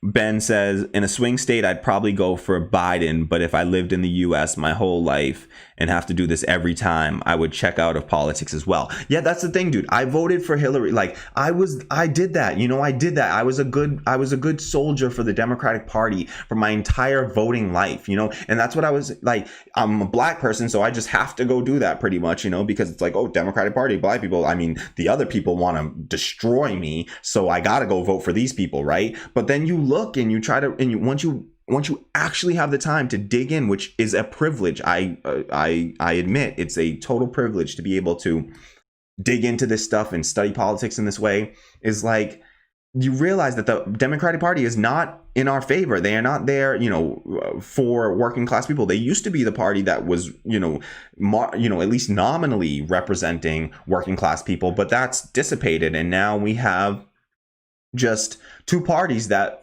are at the whim of the large corporations, essentially, and the wealthiest people in society. And so, yeah, I got sick of it. I got sick of just giving away my vote to people that literally don't give they don't give, like George Carlin said, they don't give a fuck about you. They don't give a fuck about you. They don't give a fuck about you. They don't give a fuck about me. They don't care about me. They don't care about me, a working class person. They don't give a fuck that, I can be fired from I've been fired from, I've worked in the tech industry. I've had 4 jobs. The first one, the company went out of business while I was working there. It was an internship when I was in college. And then the next 3 jobs I was fired from, the last 2 were for what I consider to be discriminatory reasons. And essentially because I spoke out against, white liberalism, and I made people uncomfortable, and I spoke out against things like systemic racism and sexism in the workplace, and a week later, at both jobs, I found myself fired and without a job a week after speaking out about social and economic justice issues. So that's what they do to you, and that's what happens with at-will employment. And these people are totally in favor of those sorts of things. That's capitalism for you. You get a handful of people that get to just decide that they can just kick somebody out, at their whim. Oh, you upset the boss, you upset the CEO, and I worked in small startups, so I was working side by side with these folks. And so you piss them off, and it's like, peace, you're done, your job's over. And they love to talk about like risk and entrepreneurs risking, they take all the risk, and it's like, no, you take a risk every day you show up to your job at an at-will employment, place. Whenever you exist and you're the employee and you have an employer, you are taking a risk every single day you go into your job. You're risking whether or not you're going to have that job by the end of the day. You don't know that. So, and look what happened to 50 million Americans just now, with the snap of a finger. 50 million people have now been thrown out of their jobs, and at least half of those jobs, they say, aren't coming back. So that's permanent job loss for a lot of people. And this is where we are. So let me try to get through some more of these comments, because we're getting a lot of comments in. So I want to read through all of these. So Ben says, yeah, and so about the swing state thing, yes, I used to, if I were in a swing state, I would certainly think more carefully, but I think that even then, honestly, I truly believe that even in a swing state, I would be voting for somebody that actually upheld my values, because I'm just done with this. And if everybody thought that way, if everybody thought the way that I did here, then we could win. We could that party, that third party could win. But it's just everybody doing this collective, thinking of like, I have to vote for this party, or else I'm risking that scarier person winning, and that's what they're gonna do. They'll just threaten us with the scariest Republican, and all they have to do is just get a really awful person to run as a Republican, and then they can get you to vote for essentially a Republican, a moderate Republican, as a Democrat. Like Joe Biden should be running under the Republican Party. That dude is a Republican. He believes he's for cutting Social Security. He's against Medicare for all. He's against defunding the police. He's against a Green New Deal. What is this dude in favor of? He's only nominally supported Fight for 15, the $15 minimum wage. This dude doesn't believe in anything that the Democratic base believes in. Go poll on these issues. Go right down the line and poll on those issues. You get in that recent Hill Harris X poll, 87% of Democrats supported a Medicare for all, supported providing Medicare to every single American. 87%. But Joe Biden doesn't support that. He doesn't just not support that, he's against it. 87% of the base believes in that and supports that, and this dude is rejecting it. Tell me, how is he representing you? We're literally, they just got us so scared of Trump. It's like, oh, Trump's so scary. But if you truly believe like I do that he's not a cause of this issue, but just a symptom of capitalism, then you would have the same outlook that I have, that Biden's just another type of capitalist that honestly could do just as much damage. And honestly, I believe Biden has done more damage to Black and brown communities than Trump has even. And if you give me a second, he voted in favor of the Iraq war and was a strong supporter of the Iraq war. Joe Biden was so strongly supported the Iraq war that killed at least 1 million brown people over in Iraq. He supported the Afghanistan war. He led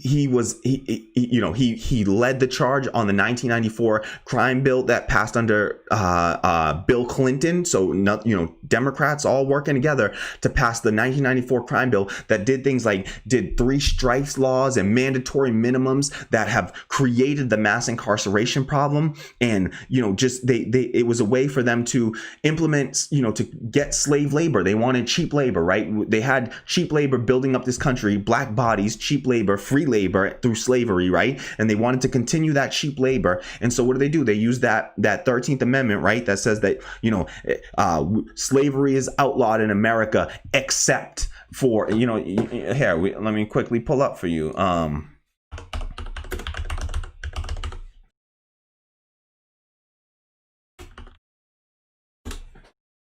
think they'll let me read it. Okay. It says, Section 1, neither slavery nor involuntary servitude, except as a punishment for crime, whereof the party shall have been duly convicted, shall exist within the United States or any place subject to their jurisdiction. Can you fucking believe this? I'm sorry, but I'm about to cuss. Can you fucking believe this? That we got a section of our fucking Constitution, the U.S. Constitution, right? This is the Constitution of America that all people fucking swear by, right? And we got a fucking section of this thing that says slavery is outlawed except as a punishment for fucking crime. So it says, oh no, slavery's still fucking legal in this country. As long as you become a prisoner, you now can be a slave. And oh, surprise, surprise, we have disproportionately black people and brown people as those fucking slaves, right? You think that that's a mistake, man? You think that that's a fucking mistake? Like, this is my country right here, right? And this is what I'm supposed to be supporting, man? Like, this is fucking crazy. So this is what they use. They use this shit to lock a bunch of black and brown people up so they can get free fucking labor. And then people are out here running around mad at immigrants talking about, they took our jobs. And it's like, no, motherfucker, you know who's taking your jobs? The slaves that they have, doing slave labor. In California, they use those slaves, under Kamala Harris as Attorney General. They were using those slaves to fight fires and put their lives on the risk, put their lives on the line, fighting fires. Well, guess what? That takes away a job from an actual fucking firefighter, which is not only a good paying job, but also a fucking union job, right? And they take that away and they give that to a fucking slave in jail, right? And tell them to do that work. So, excuse me if I get a little upset during this, but this is slavery hasn't ended in the U.S. We still have it, and it's through the 13th Amendment here, and it's for prisoners. And so people like Joe Biden and these Democrats, they did this to us, and they did this to black and brown communities, and then they want to turn around and say, you have to vote for us. You either vote for us or you're going to get this other monster over here who's not just going to do this shit, but he's going to do it, laugh about it, and fucking throw it in your face, right? So that's our choices. You either get somebody who's going to do the fucked up shit and do it quietly, or you can get somebody who's going to do the same fucked up shit but do it loudly and in your fucking face. And sometimes I'm like, you know what, I'd rather the person, I'd rather the devil I know than the devil I don't, right? Like, I want to know. I'm sorry, my mic is clipping because I'm screaming right now, but I want to know, and Martin Luther King said something similar to this in his letter from a Birmingham jail. Yeah, let's pull that up. Let's pull up MLK.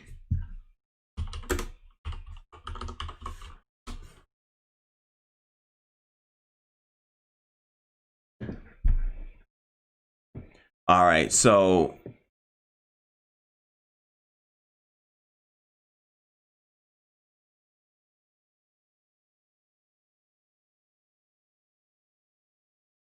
okay, here it goes. He says, first, I must confess. So let me show you where I'm reading from over here.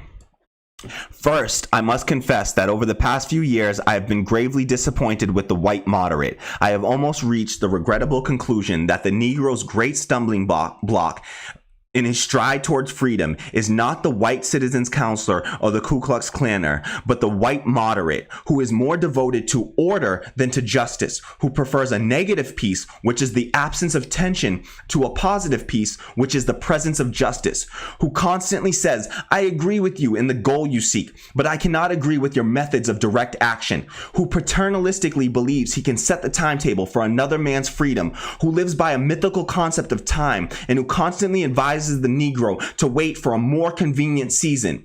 Shallow understanding from people of goodwill is more frustrating than absolute misunderstanding from people of ill will.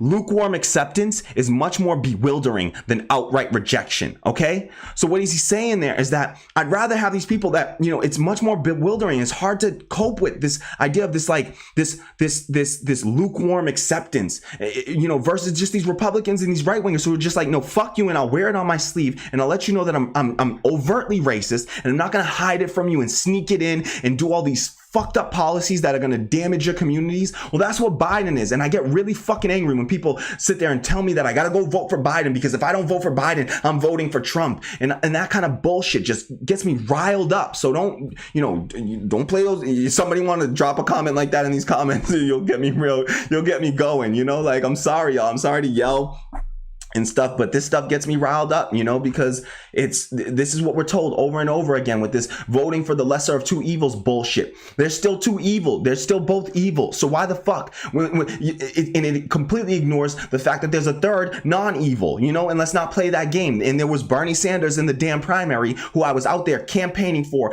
driving up to New Hampshire to knock on people's doors and be told all kinds of shit, but also see support and stuff from a lot of people, but also get told all kinds of bullshit from right wing that I ask, you knock on the door and they're telling you all kinds of sideways shit. Go back to Massachusetts where you came from and yada yada yada. I had told to me, but yeah, no, I tried everything I could to get Bernie Sanders elected. I was donating $50 a month to him while I was unemployed. I had a $50 a month recurring donation to him. I mean, I did everything I could. I volunteered. I made calls. I knocked on doors. I got my friends, encouraged my friends to go out and donate and volunteer. And I mean, we did everything we could to try to get somebody that was, cared about people elected. And so to turn around and tell me that I'm like, supporting Trump or something by not supporting Biden is the biggest bullshit line I've ever heard in my life. So that's how I feel about that, and that voting for the lesser of two evils garbage. Like, it's not happening. I'm done with it. I'm 33 years old. I've been voting for the lesser of two evils for essentially half of my life now. I've been voting for the lesser of two evils, and it's gotten me nothing but unemployment and misery, and stuck in this STEM education where they emphasize STEM over humanities, and because they don't want people to be fucking humane is the problem. So sorry, my little rant about that. That was not directed at you, Ben, at all. By the way, that's not directed at you, Ben. That's just literally just me going off on. I recently had to deal with people on Twitter talking this, nonsense about like, oh, you're not voting for Biden, so I guess that means you're voting for Trump. And just like they have no concept. Like, if why can't the Trump people say the same thing? Oh, a vote, not voting for Trump is a vote for Biden. You see, the logic just doesn't work out. So if I'm not voting for either of them, that means it's not a vote for either of them. That's how voting works, people. Okay, so let me just be clear. But yeah, and that's not directed towards you, Ben, at all. It's just a topic that I'm clearly sensitive to. So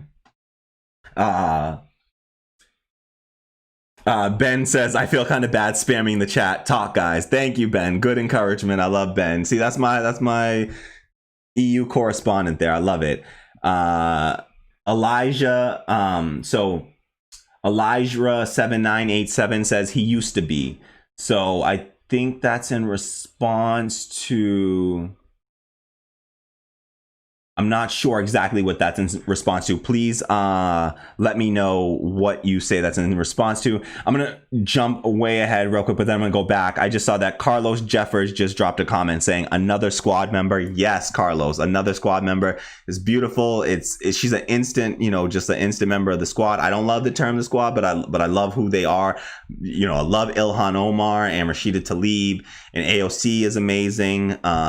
You'll see all my photo in my Twitter bio and stuff. You'll see that I got a picture of her from before her primary win against Joe Crowley. I met AOC at a fundraiser where I was supporting her from the moment that I heard that she was running. I was donating. I donated hundreds of dollars to her campaign and was out there making phone calls. She was the first politician I ever made a phone call for, was AOC. So that was and I was calling into another state, and it felt awkward, but I got somebody to agree to go out and vote who wasn't going to vote, and it was the best feeling I ever had. One of the best feelings I ever had. And so if you haven't already volunteered for a campaign before, and that's if that's where you are, try it out. It's really it can be, it's not all every call isn't going to be amazing, but when you get a good call and you talk to somebody who this person didn't know about this candidate or didn't know about the issues that they were campaigning on,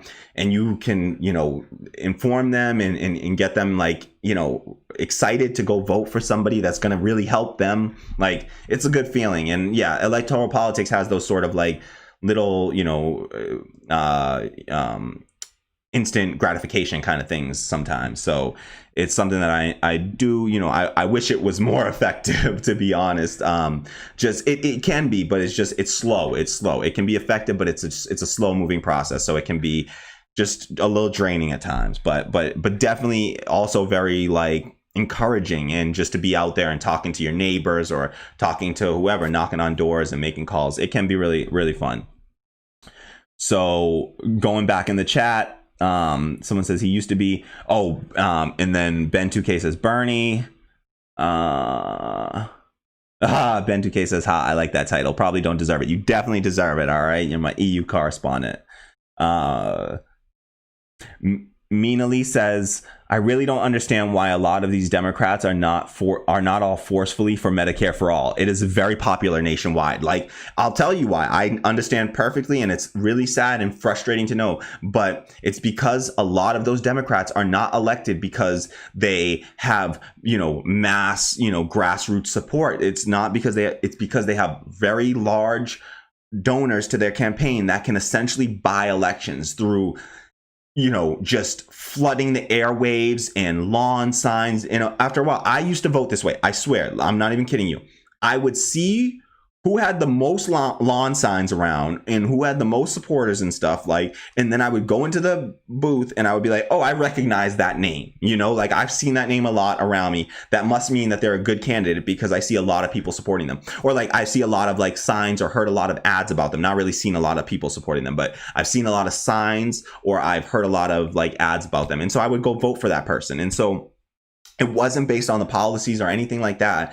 These people are being voted in by being, having elections purchased in their favor, essentially, because you can buy elections, sadly, in the US. And so a lot of these people are they just buy their way in, and they don't support these policies, and they don't, there's only think about that. 87% of Democrats support Medicare for all. The national, the people, the 87% of the Democratic base supports this, but just that handful of people in Congress, those 535 members of Congress, it's those people that are the ones that are so adamantly overwhelmingly against it. So you have people actively fighting against it. So this is what it is. This is what the Democratic Party has given us. It's just it's a lot of folks that are not there because the people want them there, because the people think they support their issues, but rather they're just the more, the one that had the more money that could put more signs and buy more ad space on the airwaves. And so that's who people end up voting for. So just getting through some more comments here. We got Meanly says, and with COVID, people now realize how ridiculous it is to have your health insurance tied to your job. Yeah, no, absolutely. Although here's a surprising statistic. Since even in the midst of COVID, July 2020, there was actually slightly higher support for Medicare for all back in July of 2018. So 2 years ago, there was actually more support for Medicare for all. Why? And don't feel bad about that if you're a Medicare for all supporter. It just means that, listen, 2 years ago, a lot of these pharmaceutical companies and those folks, they were fighting against it, but they didn't take it as seriously. And so they weren't fighting as hard. They weren't spending all their money to come and do propaganda against it. I mean, you have Democratic people in the Democratic primary that were running, that were like that Bennett dude that was speaking out against it. And you had folks that were just obfuscating and making it this Medicare for all who want it, and they confuse. And so even with all of those tactics, with all the scare tactics they used, even with all of that, it still has 2/3 support. So that's the way to really look at it. Yes, it's 2 points down. It's shifted 2 points in the other direction. It went from 63%. I'm sorry. 67% to 65. It was 69%. Now it's 67%. But that's still it's still really good numbers. And I mean, that's overwhelming support. And that's even after all of the attacks they've done over the past 2 years during this primary election for presidential election. There has been constant attack against Medicare for all. They've tried to come out with study after study. I mean, the Mercator came out with a study that was a right-wing study that really tried to obscure the facts, even though the end conclusion of it was that Medicare for all would actually save us trillions of dollars. Even when the right-wing, paid research, even then they still found that it was Medicare for all would save money. And not only does it save us money, but it saves us money and it provides healthcare to every single person. We live in a backwards society that will not allow that to happen. I mean, it's economically the better option, and it's just socially and morally the better option. But this is how a system can be corrupted. This is how corrupted our political system is, that even then, and even with overwhelming popular support, this legislation doesn't pass. There's this graph that I'm not going to pull up right now, but there's a graph that shows that, like, and this isn't it. Don't pay attention to what I just pulled up. Oh, you guys can't even see what I got up. I'll do my split screen so you can see the results of the election. In case you're wondering, these are the live results, and I'll keep those live results up for Cori Bush just in case of anything. But yeah, you for sure. Let me keep flowing through here on the comments, because I really want to get to. There's a bunch of comments here, so. Yeah, Ben 2K says, that's what I don't get as well. Isn't it polling at like 60+%? And then Meanly says close to 70%. Exactly. It's close to 70%. And with Democrats, it's 87% of Democrats. So in the Democratic Party, 87% of representatives, you should have 80% support in the House. You should have, that should have passed with overwhelming support, a Medicare for All bill, but it just doesn't. It doesn't. So that's what we're faced with, is a truly corrupted political system. Just rotten.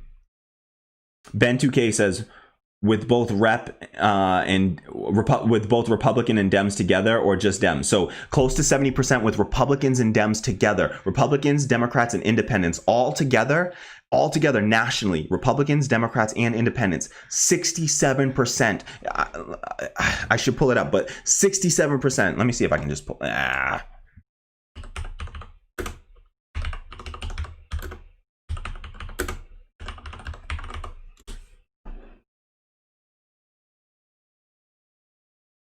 When's this article from? 69%.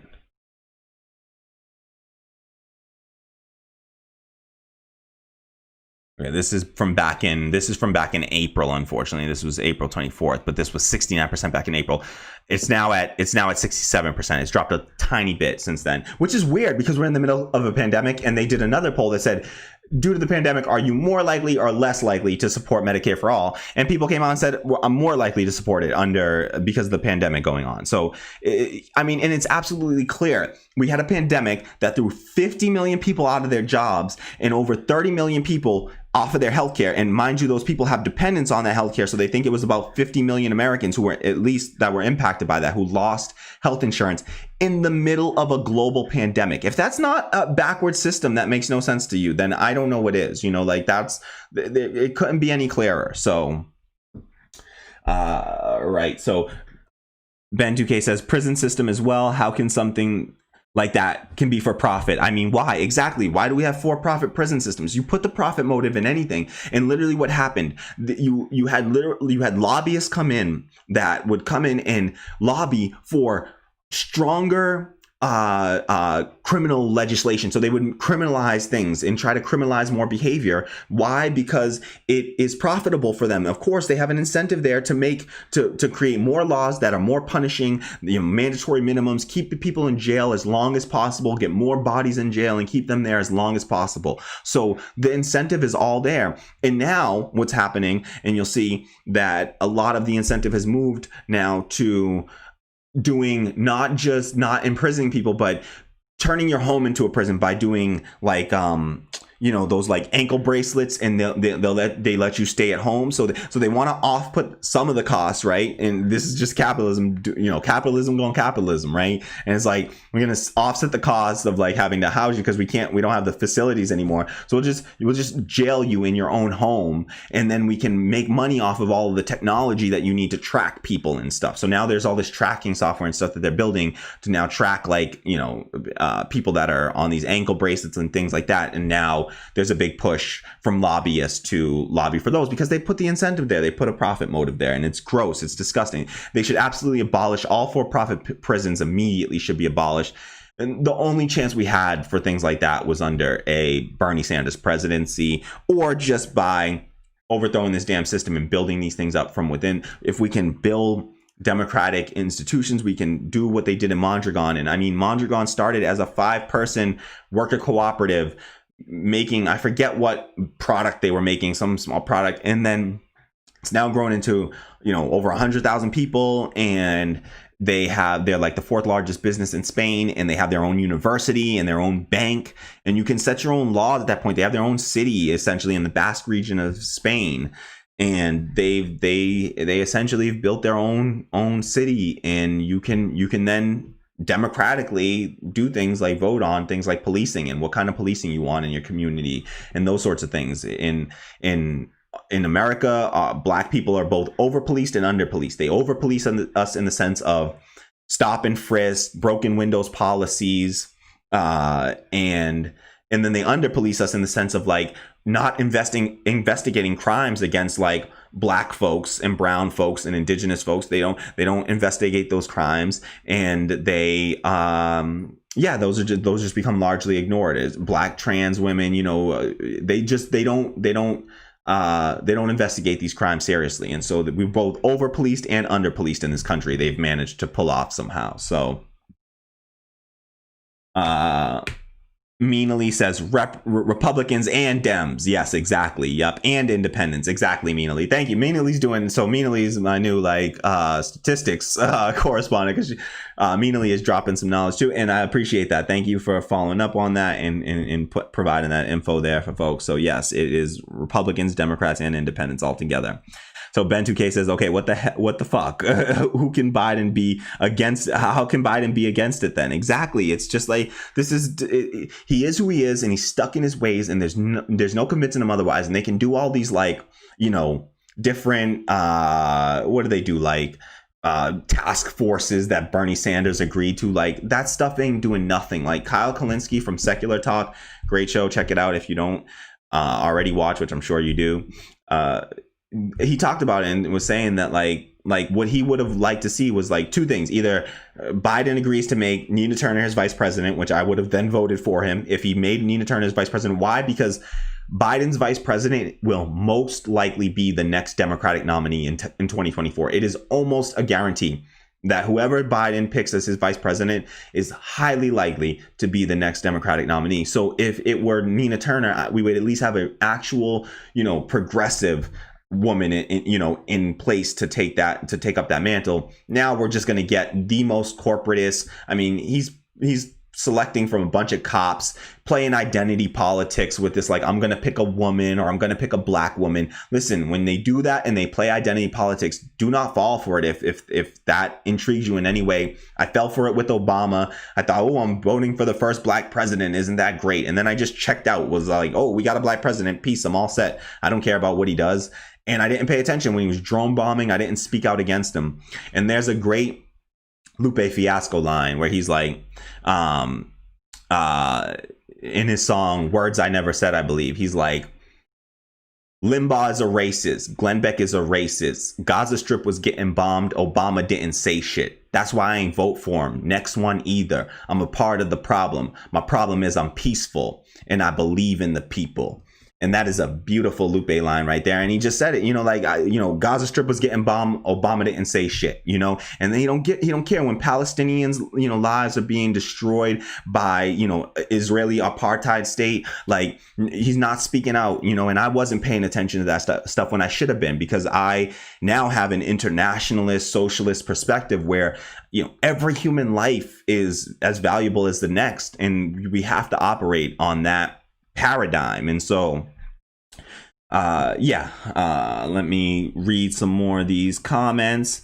Yep, I already caught that. So Meanly says, I sincerely don't know and don't understand. Yeah, I'm right with you, Meanly. I sincerely do not know and do not understand why Joe Biden, how he's so adamantly against stuff. No, stop. I do understand. I do understand. He's literally, Joe Biden used to be called the senator from MBNA, which is one of the, they got bought up by Bank of America, but they were this large, credit card, agency.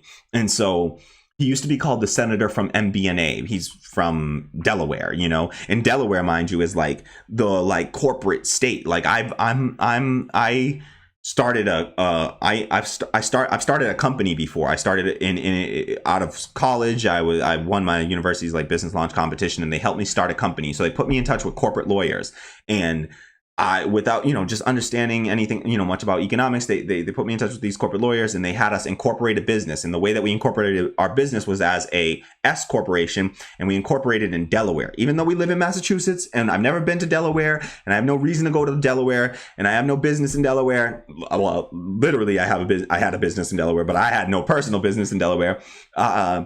We incorporate in Delaware. Why? Because I was told by the lawyer, the laws there are the most corporate friendly laws there. So those were the best laws for us as a corporation to go to. And you can check it out where it's nimblenotes.com. It's just like learning software. It's an online note-taking and study platform. Lets you take notes and then click a button and instantly generate decks of flashcards. I'm a software engineer by profession. So nimblenotes.com if you want to check out what I used to do. And I still do. I mean, I'm technically the CEO of it, but we run it democratically, and it's not like a big corporation or anything like that. Very small business. But we do, we have students everywhere, all across the world, using the platform. And it's existed since 2014. I think we launched in 2014. So been keeping it going for about 6 years now. So but I've seen it from the inside. I've seen what it's like when you start a corporation. I mean, when the first meeting I had with the lawyer, 2 of us went out of 3 of us that were starting the business, and the lawyer was literally trying to convince us to keep all the power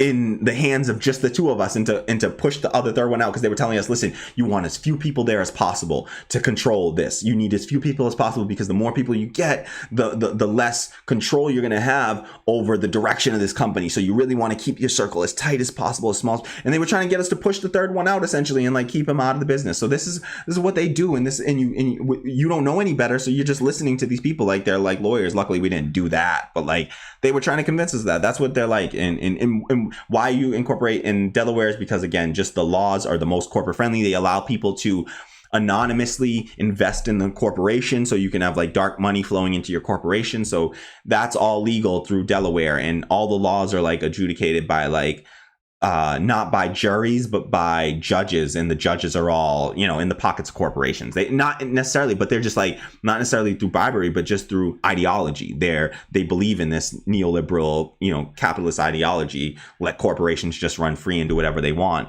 and so that's what the end result is. So let's see. I'm too slow on these comments. Let me catch up. Here we got. Again, Carlos Jefferson said, another squad member. I love that. Yes. Getting back to Cori Bush, the wonderful Cori Bush. She is going to be a great member of the squad, and she will be a strong proponent for Medicare for all, a Green New Deal, fight for 15. She doesn't play around. She's a Ferguson activist. She is an OG. I mean, she's been pepper sprayed, rubber bulleted. This woman has been out there fighting for working class people, black and brown communities. She's been fighting for. And so we got a champion. This is another champion in Congress. This woman is going to make us proud. I'm 100% sure of it. I'm a socialist, but I'm excited by this because she's a strong lefty in America, American left. She's on the American left, and she will definitely be she's going to go in there. She's going to make noise. I'm telling you, you're going to hear about Cori Bush, this squad just expanded. It's a beautiful thing. I love it. So Ben 2K says, if you want to rant, go rant. This is what I'm here for. Get in perspective, learning stuff. Thank you so much, Ben. That I appreciate that, because I'll tell you, like, when I rant at my old jobs, I got fired for ranting, so I get a little nervous when I rant because it evokes some bad memories. But in getting fired from your job is no joke. I mean, it is a major blow to your mental health. I'll get into it sometime, trigger warning for people. Like, it led me to when I lost my job. The last time I lost my job, I lost my partner of like 14 years. She didn't die, but we just broke up through, just a series of things that happened. I got arrested in my own home. It was just like a series of things. And then it was literally when I got fired from my job the next day, I wanted to kill myself, and a friend of mine luckily saved my life essentially and just intervened, and he brought me to hospital here and told me like, hey, listen, I'm not gonna force you in here, but I think you need to check in. And he saved me, really. Shout out to my he's one of my Patreon subscribers. Shout out to my buddy Scott. I love you, and just thank you so much for doing what you did. And that's the kind of thing, that's the kind of damage that losing your job can do to people. And so we really have to be careful. Having an at-will employment in this country is disgusting, and it's violent. It's a violent act to fire somebody from their job. It is a violent act. You are condemning them in this country. You are condemning somebody to potential destitution. You're condemning them to not being able to pay their rent, to not being able to buy food, put food on the table.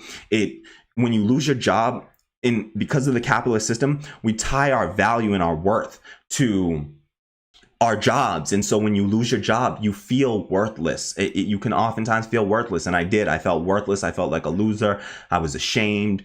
And it literally, I had to check in. I was in inpatient psychiatry for a week, and it was a life-changing experience, honestly. And that was the second time in as many years that I had been fired from a job for speaking out about what I just thought were clear injustices that were happening in front of my eyes. And it was like so surreal that all these other people that consider themselves like liberal people, like, let me be honest, white liberals who, swore they were my allies. But when push came to shove, I was too radical for them in just trying to speak up against basic injustices that were happening in the workplace. It was gross. And so, yeah, I'm just, I'm really glad, and I have support. My girlfriend Tammy is amazing and is very supportive, and so yeah, I just see Ben leaving comments now, and I'll get to that. But yeah, I'm lucky to have support. I have my one of my best friends from high school is letting me stay at his place, and that's the only reason that I really have a place to stay right now. I'm technically housing insecure, because I pay him what I can, and he's just a close friend that helps me out. And so if you're not lucky, if I didn't have the friends that I had, if I wasn't just lucky, and sometimes your friends are good people, but they just don't have it to do that for you. And I just was lucky. And that's the reason that I'm not destitute and homeless right now, is because I just happen to be lucky and have a few people around me that could help me up. But a lot of people don't have that. And then they just fall through the cracks, and they're good people that are hardworking, good, honest, decent people, and they can just fall through the cracks in the system. And once you're there, it's almost hopeless to get back up and get out of that. There's almost no way the class mobility is a farce in this country, and there is no way. Once you're down there, it's so hard to get back up. So I feel for everybody that's in that position. I truly do. I empathize. So I feel for them, and I want to get them out of it, because it's political choices that are being made. And it doesn't need to be this way. It absolutely doesn't need to be this way. And folks like Cori Bush, I swear, are going to fight for people like that need a fighter for them. And so that's why it excites me that I don't think, I'm not jaded, and I'm not like naive, and I don't think that like just because she's there, now we're going to get Medicare for all. No, but it's one more voice. It's one more person pushing from the inside, while all the rest of us try to push from the outside, and that's what we got to do. We just got to do our parts, each, individually, but even more so collectively, and joining in with others to, because that's where we find power, is in collective movements. And then we use those to push the system, push against the system in every way we can to try to stop this thing. Because if you truly believe, like I do, and I think many of you do, that these are, just radical things that we're facing, where like, they're like, these are, life-threatening things that are happening to people, and climate change, and these are massive catastrophic events on the horizon if we don't do something about it. And if you feel that way, then it's only natural to want to do everything you can and push in every way you can to try to make some change and so yeah, even socialist leftist me that shits on electoral politics from time to time, because you get jaded fighting in this system for too long. This is an exciting thing with Cori Bush coming in to Congress. She's a good fighter, and I just love that it's a Ferguson activist, and that's just beautiful to me. That's really powerful. So I'm super excited about this. sorry to go on another little, sorry to go off track. That we can talk more about that stuff some other time. I'm happy to talk about that sort of stuff. And, I think that, sharing your personal stories can destigmatize a lot of this stuff. Mental health issues in the Black community in America it's very stigmatized. It's stigmatized in all communities, but it's especially stigmatized in Black and brown communities. People just tell you to like toughen up, and they don't, they just don't have a language and an experience around it. And so it can be difficult to find mental health for your mental health, and to just know what to do. It took me a long time to get into therapy and psychiatry and that sort of stuff. And so, but I recommend it. I strongly recommend therapy to anyone if you have access to it, through your health insurance. Sadly, in America, if you have access to it, utilize it, because even if you're not hurting right now, I didn't know how close to the edge I was when I was there. So it's just something that I think that we can all stand to do a little. I feel great now, and I still go to therapy. So I plan to continue. So that's my little next rant of like, just, care about your mental health, care about others' mental health, and take it seriously. Mental health is physical health. It's your brain. Your brain is it's your brain and your heart. Brain's the most important organ. It's up there controlling everything, and you got to take care of it. So, and we got to take care of each other. So yeah, lean on friends. Don't be afraid to lean on folks, and you don't got to feel ashamed by that or anything like that. So sorry I went off topic a little bit, but just something that, personal. So Carlos Jeffrey says, watching from UK. Oh, awesome. Thank you so much, Carlos Jeffers. Sorry, Carlos Jeffers says they are watching from the UK. So happy for this primary win. Waiting for all the mainstream networks to start covering Cori, especially Fox News. Yeah, it's so great when they start, right? Like they don't pay attention to these people. Even MSNBC, right? Like they don't even pay attention to these people, and then they win, and then all of a sudden, Joy-Ann Reid. Last time AOC won, she was like, oh, I'm gonna need to study up on her. And I'm like, study up? Like, she's been running against the fourth most powerful Democrat for over a year now. Why do you need to study up? It's your job to have studied up. Like, it wasn't my job to know this stuff. It was their job. They get paid millions of dollars. Some of these mainstream news hosts and stuff, they're paid millions of dollars to do this stuff. And it's their job to know this, and they're uninformed, misinformed, through their ideology. And so and they can get paid to be wrong. They get paid millions of dollars to be consistently wrong on these issues. So it's frustrating for somebody like me that's literally right now getting, I got $16 a month pledged, and I'm proud. I'm excited about that. Genuinely excited about that. All right. But like, these people are getting paid millions of dollars a year to be professional wrong people. So that being said, if you want to get folks like, if you like what you hear here today, and you want to support, please do me a favor, like and subscribe. Hit that like button below, and then subscribe to the channel. If it doesn't bother you, you can please hit the bell to receive notifications anytime I go live or launch a new video. And also, share the video. If you can share this with other folks, like share it on your social media, that's huge. That's a huge help. And if you can afford it, please head to my Patreon at patreon.com/radical democracy, just how you think it's spelled, patreon.com/radical democracy, and give me a few bucks. Please, drop me a few bucks, whatever you can afford. I really appreciate it. It goes a long way, and I deeply, deeply appreciate it, and it allows this show to continue and hopefully to grow. And so we need more voices on the left, so if you like what you hear and you want to support, and you can, please, patreon.com/radical democracy. Big shout out to Ben 2K who signed up last time. So, and I'll keep an eye on the Patreon just in case anyone else signs up. I'll give you a shout out.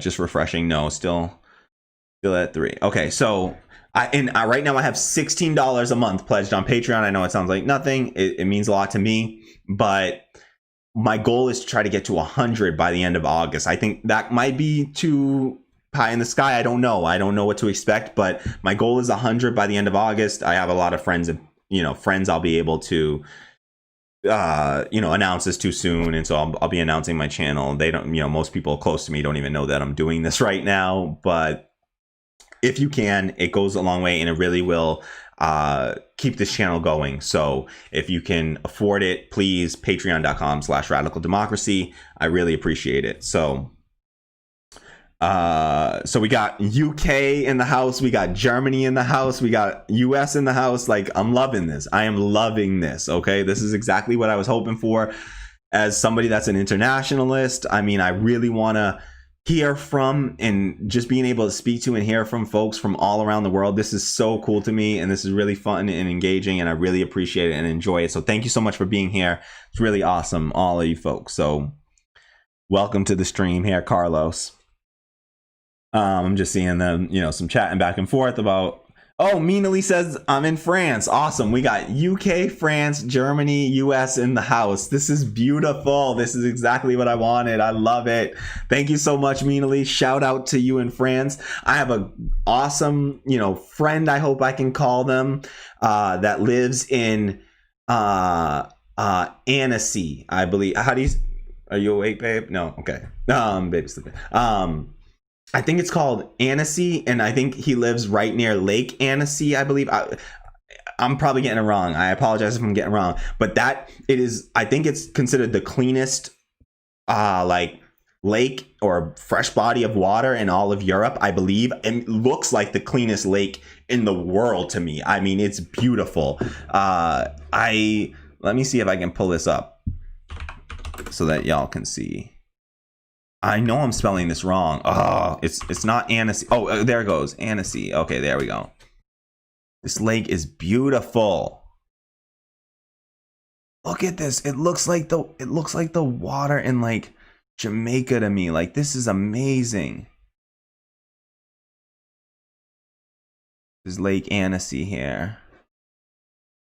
Here, let me see if I can find it bigger. Lake Annecy. So yeah, I have a friend who lives by this place. I mean, it's just beautiful.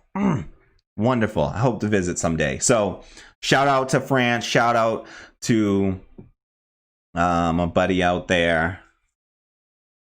Won't name names because I don't have permission. So I'll, keep identities and stuff like that anonymous. But yeah, so let's see. So this is awesome. That really excites me. That's so cool. Mina Lee's over in France. We got France, Ben in Germany, and Carlos is in UK. Beautiful. Ben 2K says, ha, nice international solidarity. Yes. Solidarity forever, y'all. Carlos Jeffers says, hey, my European far leftists, aka centrists. Exactly, right? I love it. Carlos says, love me some Kyle. So underrated. He should be way bigger than he is. All leftists should be. All leftists should be way bigger than they are right now. But the mainstream does everything they can to hold down voices like his. And to be honest, voices like mine, I'm not going to be put into the YouTube algorithm just based on the topics. Putting Cori Bush in your title, things like that just don't get... it doesn't please the YouTube algorithm, and because they've done everything they can to suppress left-wing voices. So that's why it's so important to share these videos with folks that might be amenable to these sorts of debates and ideas and discussions. So please, if you can, share, social media, wherever you can, share it out. Also, just again, if you can support in that way with any financial support, it's really what's going to help to keep this show going and growing. And so patreon.com/radical democracy. I'm going to keep on saying it because, I hate asking for money, but I got to do it because I want to keep this thing going. And I love doing this, and I love chatting with you all. And I just want to keep it going for as long as possible and forever, hopefully. So thanks for being here. And I appreciate all the support and appreciate everyone being here. So sorry, I have to look away. My setup. I'll fix my setup. So, I'm working on the setup, and I'll increase production and, just do better for you. The more support we get. Yes. So Ben 2K says, kind of like why Facebook Europe is in Ireland's tax reasons. I don't understand that exactly. Kind of like why Facebook Europe is in Ireland's tax. reasons. Okay. Not sure. I don't know exactly what that means. I'm sorry, Ben. I'm not. I apologize. I'm not exactly sure what that meant. But Ben 2K says, glad you didn't. Life can really suck sometimes. Yeah, thank you so much. Happy. And Ben says, happy that you're in a better place now. Yeah, absolutely. Yeah, thank you so much. I really do appreciate that. That means so much. And yeah, I mean, I hope no one ever, I hope everyone has folks around them and to help them and just the support that they need and the access to the health care that they need. Because I'll tell you, if I didn't get that health care, if I didn't have, at the time, I luckily still had insurance. Seriously, like I still had insurance. I don't know what I would have done. I don't know what the bill for being there for like a week.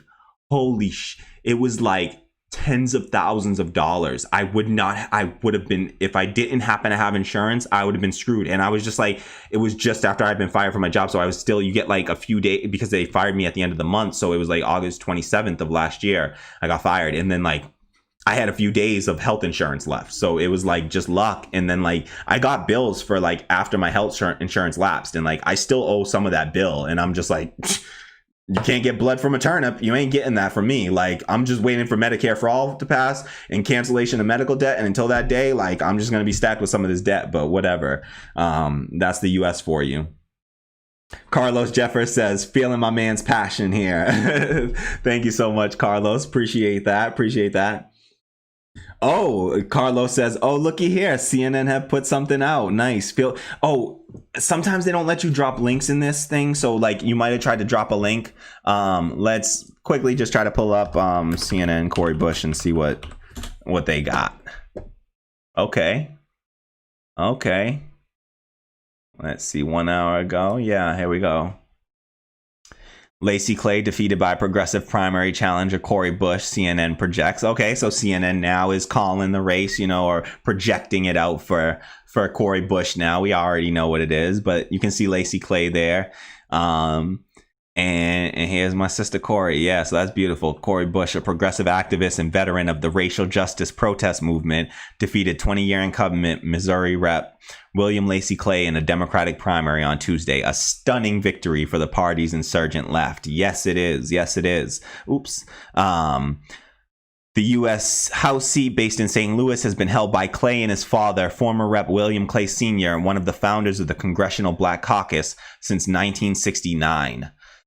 Bush, who challenged Clay in 2018 and lost, was the first candidate launched by Justice Democrats. Wow, she was the first candidate. Cori Bush was. I remember. I mean, I thought that. I mean, I remember AOC was early on. Cori Bush, Paula Jean Swearengin, like they all came in like really closely after each other. I didn't realize that Cori Bush was the first. I thought that AOC was actually the first, but Cori Bush apparently was the first from Justice Democrats. And they're the progressive group dedicated to toppling moderate Democratic congressional incumbents.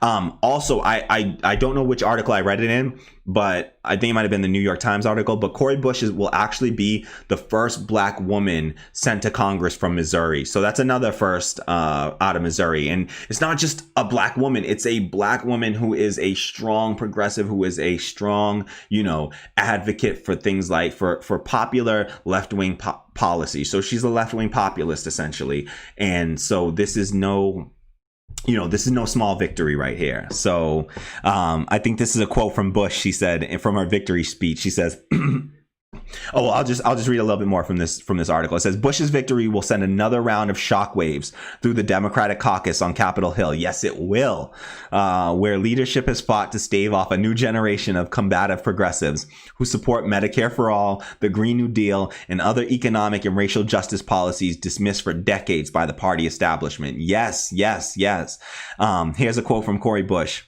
We've been called radicals, terrorists. We've been dismissed as an impossible fringe movement. That's what they called us, Bush said in her victory speech. But now we are a multiracial, multi-ethnic, multi-generational mass movement united in demanding change and demanding accountability and demanding that our police, our government, our country recognize that Black lives do indeed matter. Yes. Here, let me pull on my sign real quick. I'll pull on my sign. Oh. Don't mind me, y'all. Don't mind me. I'm just breaking everything here. Boom. Boom. Yes, yes, yes, they do. Um, So yeah, no, absolutely, absolutely. That's dope. That's dope. That's dope. That's dope. Yeah, I do. We stay out there at some protests whenever I can. I should be out on the streets right now, actually, fighting against these damn evictions. If you can be, get out in those streets, fight against. Do not let them evict anybody in your community. You get together, you block them off, you do whatever you got to do, but you do not let them evict people in the middle of a pandemic like this. We fight however we have to keep people in their homes. So. Yes. That was a huge one. So I love it. She also said, it is historic, Bush told supporters after the race was called, that this year of all years, we're sending a black, working class, single mother who's been fighting for black lives since Ferguson all the way to the halls of Congress. That's beautiful. I love it. I just love it. Get out of here, advertisements or whatever they're trying to do. Okay, so... That's Cori Bush, and that's the CNN. Thank you for letting me know about that, Carlos. I appreciate that. So CNN, dropping it. They have to pay attention. That's what I love about it. This gets them like they said, shockwaves. This will send shockwaves through Congress where it has a ripple effect outward where it lifts up other candidates. It lifts up other, progressive challengers where one just lifts their spirits and letting them have some hope of like, yeah, we can actually do this. Between Jamal Bowman, Mondaire Jones, Cori Bush, we're looking at some big wins here. Paula Jean Swearingen won her primary in West Virginia and has a chance to win her, in the general. So we got Shahid Buttar out in California. I think their 12th district, running against Nancy Pelosi, the most powerful Democrat in Congress, the Speaker of the House. And so Shahid Buttar, man, oh man, if Shahid Buttar knocks off Nancy Pelosi, you will see me shed tears on camera. I promise you that. That will be just monumental. That will be, it's hard to contextualize. If he does that, it will be. So please, if you haven't already, damn it, before you support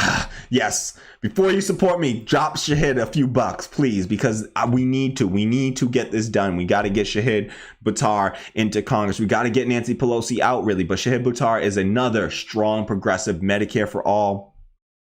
He ran into some controversy recently that I did a video on. Check out my video on Shahid Buttar. If you're watching this after I post this, I might drop a link somewhere over here. But check out, maybe I'll drop it over there, maybe. But check out Shahid Buttar. And just, if you can't afford it, drop him a few bucks because he needs all the support he can get. We got some, liberal types that are trying to like pile on to him, and I really think that injustice is being done. I'm gonna do another follow-up video on that because I don't think I've covered it enough yet, and I'm gonna bring Michael Brooks into the conversation because he has a great talk that he gave, and he talked about the difference between program and rhetoric and how we on the left should not be compromising on human rights. If somebody comes into the movement and they say, hey, I want to fight for Medicare for all, but no gay people allowed. Like, no, we're not doing that. We're not playing that game. That's done. We're not doing that. There's no debates to be had over that. We don't want you here. That's fine. But if somebody comes in and they're like, and he says in this, like, and they say, I want to fight for Medicare for all with you, but I really like that Bill Burr special I saw the other day. And then you turn around and you're like, all right, we need to unpack that for 15 hours. He's like, no, that's distracting. It's disruptive. It does nothing, and it doesn't move us forward. It's unwelcoming. It pushes people away, and we need to be better on the left about differentiating between program and rhetoric. What is it? And he specifies that when you're working for, if you're doing, if you're in a small, like, what we would deem as like safe spaces, like there, you might be doing something out of your home or in a small, like, community space. There, the rules of etiquette can be much tighter, right? Like you can get even tighter when you're in personal relationships, right? Setting boundaries. These are all just like ways of setting boundaries, right? And you can set much more boundaries with a loved one, somebody close to you, set more boundaries. And so, but in the space of like campaigning for a large, movement. The rules of etiquette have to be a little bit more lax, and we have to have room for people to disagree on certain cultural issues while still in rhetoric, because sure, we all have problems, and maybe everything that people are saying maybe he did, but I don't think that means that necessarily out of the gate that he's like some bad person. Workers came out and complained that he was like that he wasn't paying, that he was like not respecting the women's opinions, when other volunteers have come out and said, hey, listen, it wasn't that they were women, it was that they disagreed fundamentally on strategy, and that these people wanted to keep power sort of centralized through the campaign management team, whereas Shahid Buttar said that he wanted to decentralize that power somehow. So I'm in favor of more democracy. That seems like a nuanced issue, and something that he, as somebody that's been fighting on the side of left-wing politics for so long and been fighting for poor working class people for so long, deserves some benefit of the doubt here, and to at least be heard and listened to. So I'm going to get more into the Shahid Buttar situation again in another video, because I don't think that I did it enough justice, and I really want to bring in like Michael Brooks into the conversation and show what I believe is the proper left-wing approach to handling issues like this, where we don't cannibalize ourselves and destroy ourselves from within. We got to be better about that on the left. We have to be a welcoming place, so that people, because we're not the most popular ideology yet, but we want to get there. We want to become the popular ideology. We want to get to the point of being mainstream. And the only way to do, because I don't want to be some subculture, some counterculture. I don't just want to be a subculture. And this is another thing Michael Brooks talks about, where it's like, we don't just want to be some subculture. We're trying to grow and build a movement that's actually going to win. And if what we're talking about is winning, and actually winning in a way that, again, is providing substantive rights to human beings, then that's what needs to be the focus. And we can't put our personal feelings sometimes above people's substantive human rights. And so Shahid Buttar is going to fight for substantive human rights for people. Nancy Pelosi will fight against those. And we have to do everything that we can on the left to get Shahid Buttar elected. So that's my little Shahid Buttar rant.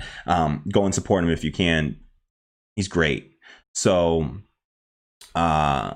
even with all the controversy, I'm still a supporter of his. I have a monthly recurring donation to his campaign, and I'm definitely, going to try to make some calls. Maybe I'll do a video where I'm like doing phone calls for Shahid Buttar on video. I've seen Mike Figueredo from the Humanist Report do that, and that like really encouraged me to make calls. I don't know if he did it for AOC or who, but he did it. And then like, I remember like the next day I was like, okay, I'm doing this. Like if he can do it and it's like that, and he showed me what it's like, I'm going to do this. So I'll try to do something like that. Maybe do like an hour, video where I'm just like making calls, and you'll see like what it's like just like on the phone and stuff, so that it like demystifies it for you, hopefully. And like, hopefully it'll be an encouraging thing. So Ben2K says, Ireland for tax reasons. You talked about Biden and the credit card thing. Your business. Yes. Yeah. Ireland has like, what do they call that thing where they do with the Ireland? There's like a tax loophole that they can do with Ireland. And like, there's like something called like, they have these names for them where it's like an Irish something. And then there's like the, something with a Dutch, like, oh man. Let's see if I can remember it. It's like a Dutch sandwich or something like,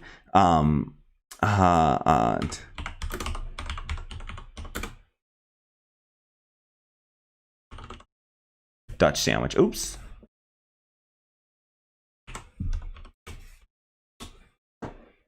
Double Irish with a Dutch sandwich. So that's what it's called. A double Irish with a Dutch sandwich. And the double Irish with a Dutch sandwich. Oops, sorry. So double Irish with a Dutch sandwich is a tax avoidance technique employed by certain large corporations involving the use of a combination of Irish and Dutch subsidiary companies to shift profits to low or no tax jurisdictions. The technique has made it possible for certain corporations to reduce their overall corporate tax rates dramatically. So they cheat. These people cheat. They cheat the system. They do whatever they can to scam and cheat their way through to make sure that they're not paying taxes, so that all these large corporations, a lot of these large corporations like Amazon paid less in taxes last year than you did. Okay, if you pay federal taxes in the US, Amazon paid less federal taxes last year than you did. In fact, they got $100 million rebate. We gave Amazon, the wealthiest corporation in the entire damn world, we gave them $100 million, okay, whose owner is the richest man in the entire planet. We gave that company, our taxpayers, we gave him $100 million because that makes sense. That's capitalism for you. That just makes perfect sense. Oh, yay, my buddy is in here. Underscores in the building, or AKA no name, underscores in the building, says, hey, bud. About time for some good news. Right. That's your home state? What? That's dope. Missouri's his home state. So underscores, or no name as we're going with, is saying that Missouri is his home state, and that this so that's dope. Did you vote? Did you vote for the Medicaid expansion too? Did you get a chance to vote?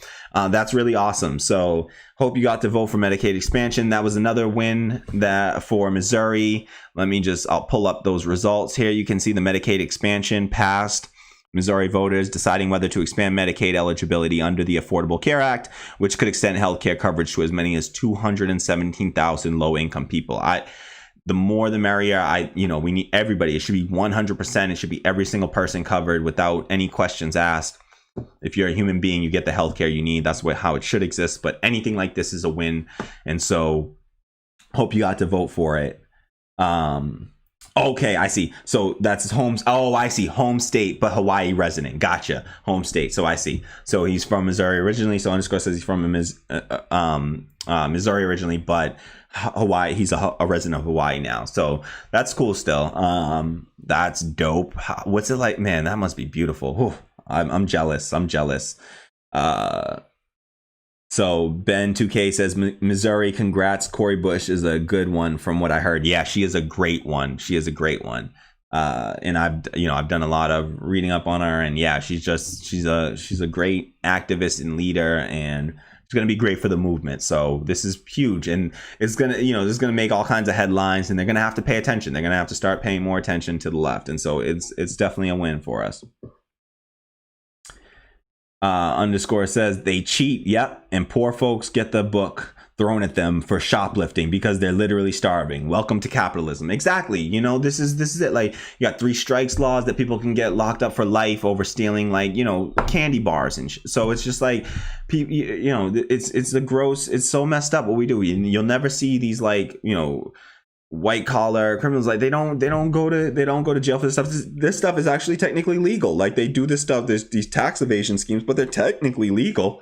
And so, but this shit should be illegal. Like, usury used to be illegal in this country. You used to not be able to charge these exorbitant credit card rates. Like, our credit card rates in this country, we have credit card rates that are like 27 and 30% interest rates, and that's called usury, and it used to be illegal. And so, like, AOC and Bernie Sanders, about a year or two ago, they came out with a bill to try to stop it, because it's like, this is terrible. You shouldn't be charging the lowest income people, the people that are struggling the most with their credit. You shouldn't be charging them the highest interest rates. Like, that's backwards. It's just backwards the way that we do stuff. So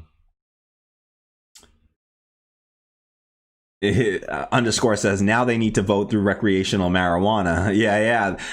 When do they get a chance to vote on it? I don't know about that. If they have a chance to vote in the general, maybe that's on a ballot initiative in the general.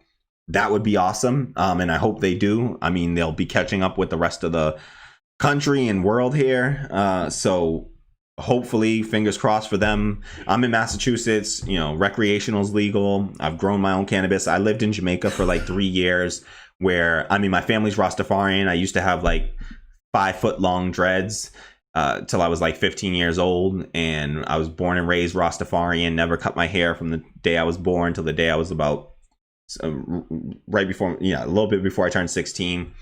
I cut my hair. I was like, again, I got off like 4 feet of it and still had like a foot of hair left to do braids with and stuff.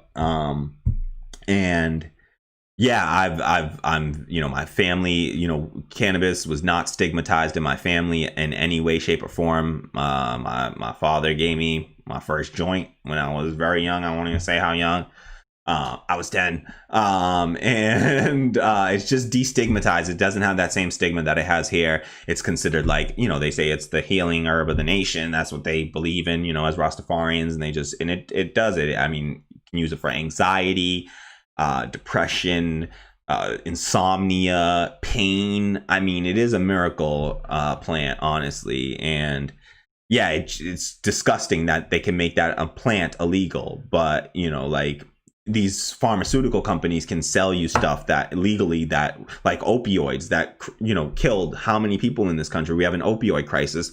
Totally legal for, you know, the Sackler family to be pushing drugs that are killing people, you know, into small communities and just rural areas all across the country, and ravage the whole country with these things. And that's totally legal for them to do that. You know, they push heroin through things like morphine and opiates that they have. And as long as they're like packaged up in a nice bottle, you know, they're allowed to push whatever drugs they want. But, you know, let some black or brown or poor people sell some drugs and watch what happens to them.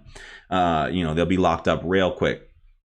So yeah, underscore says they always take advantage of the most vulnerable in the system. This system creates scarcity and desperation. A lot of people fighting for a small amount of resources, low paying jobs, etc. Exactly. And it's a false scarcity. You know, it's a false scarcity. It creates a scarcity. It needs that, right? They need a set of capitalism requires a set of unemployed people as a part of capitalism. A set of people must remain unemployed so that the capitalists can use that as two things. One, a backup labor force in the event that one of their workers gets sick or dies, you know.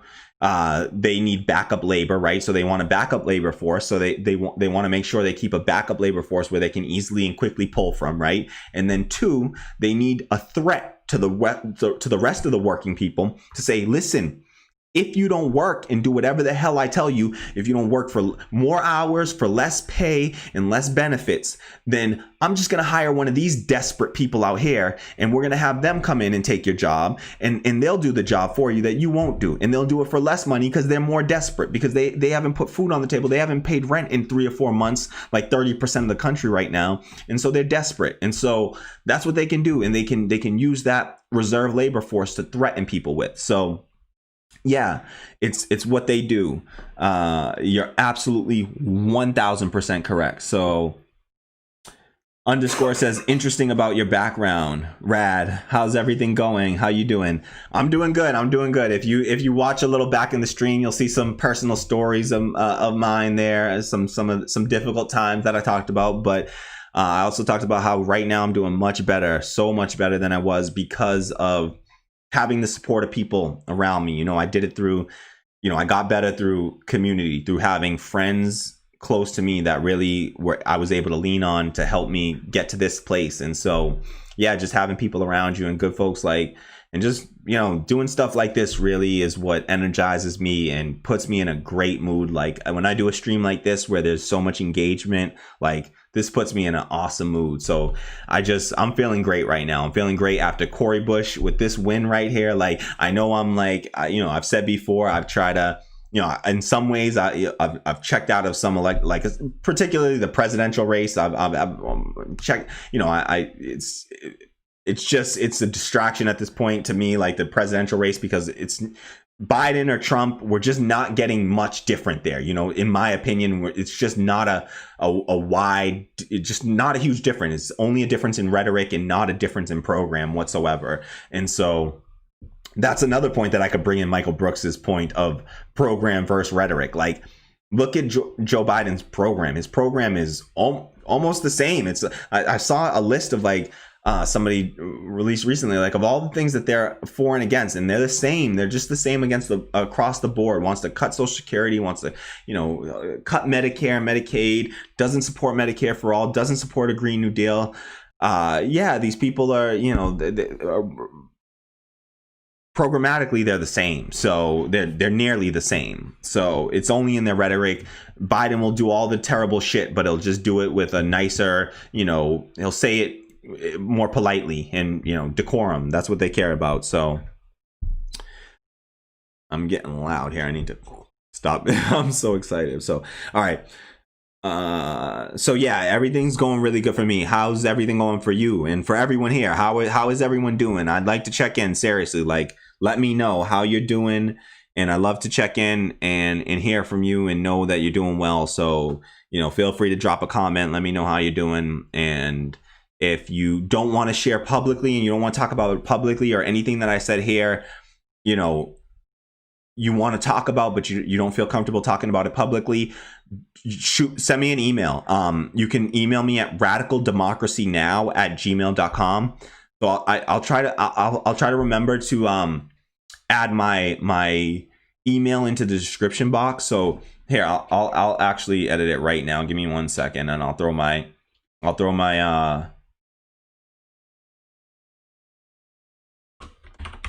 email into the description box below. So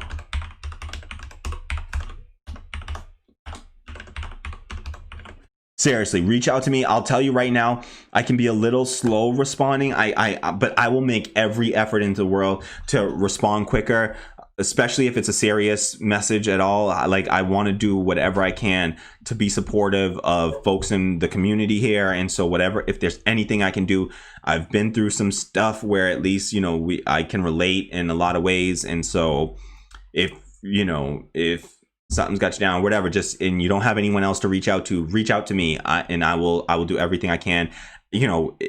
I'll give you my phone number. We can talk, whatever it takes. I want to make sure everyone in the community is safe, healthy, happy. So I hope you're all doing great, and thank you so much for being here. If you haven't already, do me a favor. Weird time to mention this, but do me a favor, hit the like button, subscribe. If you're on your phone, you just got to close out the chat. If you're on YouTube on your phone, just close out the chat, and then you'll see the like button. Hit the like, subscribe, hit that bell to receive notifications if it does not bother you.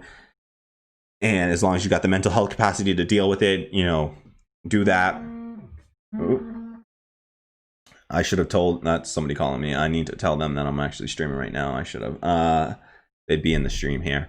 So yeah, just like, subscribe, and if you can afford it, do me a favor. Oh, also share the video with, share it on your social media, Facebook, Twitter, wherever you are. Share this video, because that just helps get more eyes on it, helps the channel to grow, and that will be deeply appreciated. We're starting to pick up pace. I've noticed, like, more subscribers coming in quicker, and it's really exciting and really encouraging. So I really appreciate everyone that's subscribed. And if you can afford it, please do me a huge favor and head over to my Patreon at patreon.com/radicaldemocracy. There's a link to it in the description box below. It's right towards the end of the description box below. But it's patreon.com/radicaldemocracy. And if you just go over there and, sign up for a few dollars a month, whatever you can afford, it is deeply appreciated, and it goes so far in keeping this show going and growing. And I can't thank you enough if you do. And if you can't afford it, don't feel bad. I totally understand, but, especially in these trying times, but it really does. It will keep this thing going and growing. And so I just appreciate it. All right. So do me that favor if you can. I'll try to keep an eye on it. And if we get any new patrons, I will definitely give you a shout out here on the stream if I notice it. Come in. But yes. Yes, as underscore says, hit the like button. Yes, please do me a favor and hit that like button. It's so big. It just gets more eyes on the stream. YouTube algorithm likes it. The more likes they see, the more people that, the more people will see it. So I see that 50 people have come through here. We only got 11 likes. I want to see more likes. So if you haven't already, smash that like button. Stop hesitating. You hit that like button because you like this. You're here this long. I know you like it. Hit that like button, okay? It goes a long way. It's a huge favor. Helps the stream grow. So thank you so much for doing your part to keep this thing going. Yeah, exactly. Underscore says, do it for the algorithm. Exactly. It's just a stupid algorithm. That's how it works. They otherwise these things get suppressed. And so I want to grow. I think that this channel could grow into something big someday with your help. I genuinely believe that this channel can grow into something big with your support. So if you can, do me that huge favor, and I will be forever indebted to you. I owe you a deep gratitude. So Thank you so much. All right. So yeah, I think we're kind of, we're sort of nearing the end of the stream here. I feel like, I mean, how long have we been going for? I don't see right now, oddly. Okay, 2.5 hours. Okay, yeah, not bad, not a bad stream. 2.5 hours. So I think we'll probably wrap up soon. I don't have a ton more to talk about. We've gone through a lot here today. Please drop comments, and I will read any comments that come in. Someone said, there you go. Do you watch Status Coup? They're masters at promoting their channel. Not only do I watch Status Coup, but in fact, I was interviewed by Jordan Sheridan in New Hampshire when I was campaigning for Bernie. I got interviewed by Jordan Sheridan for Status Coup, and I'm gonna find the video, and I'll drop a link to the video, not here, but I'll find the video and probably clip it and post it on my channel for you guys, because it was really fun and really cool. I did get interviewed by Status Coup, and it was a really cool interview. They actually talked about like potentially hiring me for Status Coup when they interviewed me, the people in the comments, because I talked about how I was unemployed, and I have Jordan Sheridan's card like somewhere like in my wallet right now. Like Jordan Sheridan gave me his card to like follow up with him. You say you remember that? What? That's crazy. What? That's amazing. Are you kidding me? Are you serious? Like, that's dope if you say you remember that. And they used my clip. They used my clip to promote the video, because I said in the clip, I was like, $5 a month, sign up for Status Coup. And they ended up clipping it and using it for their like promotional videos and stuff. So I'm like in a Status Coup promotional video, and I love it. I love Status Coup. I love Jordan Sheridan. I love what they're doing. Absolutely, right? Like I was just afraid, like I get nervous about this stuff, and I was like afraid to hit him up. And so you're right. You're 100% right. I really should hit up Jordan. I know I put his card somewhere there. I think I saved it. So I took it out of my wallet because my wallet was getting jacked up and I didn't want to lose it. So I think it's like in my drawer here or something like that. I'm being silly right now, but like, yes, I absolutely love Status Coup. I love what they're doing over there, and they are masters of promoting their channel, and I try to pull from that and be encouraged by that, or like influenced by that. But like, yeah, I think that's how you got to do. You got to do it, because honestly, that's how we stay alive. That's how we stay afloat here. Hold on one second. My buddy keeps calling me. I'm gonna just tell him that I'm live streaming. Hold on. Yo, I'm in the middle of a live stream right now. So go on to my channel and talk to me there if you have to. But I'm literally in the middle of a live stream. And I'm talking to you. So just head over to the live stream, at least go, and you better go there and then hit that like button, damn it. So go over, like my stream, damn it. And if you want, just drop in the comments, and we got some really cool comments. By the way, folks, if you're watching right now, I'm on the phone with the person. This is Kwame, who does, we're doing Raise Fist Media together, and we've done videos together. He did the Shahid Buttar video with me. He did the Amin Bundy video with me. A lot of folks commented on that and really love that one.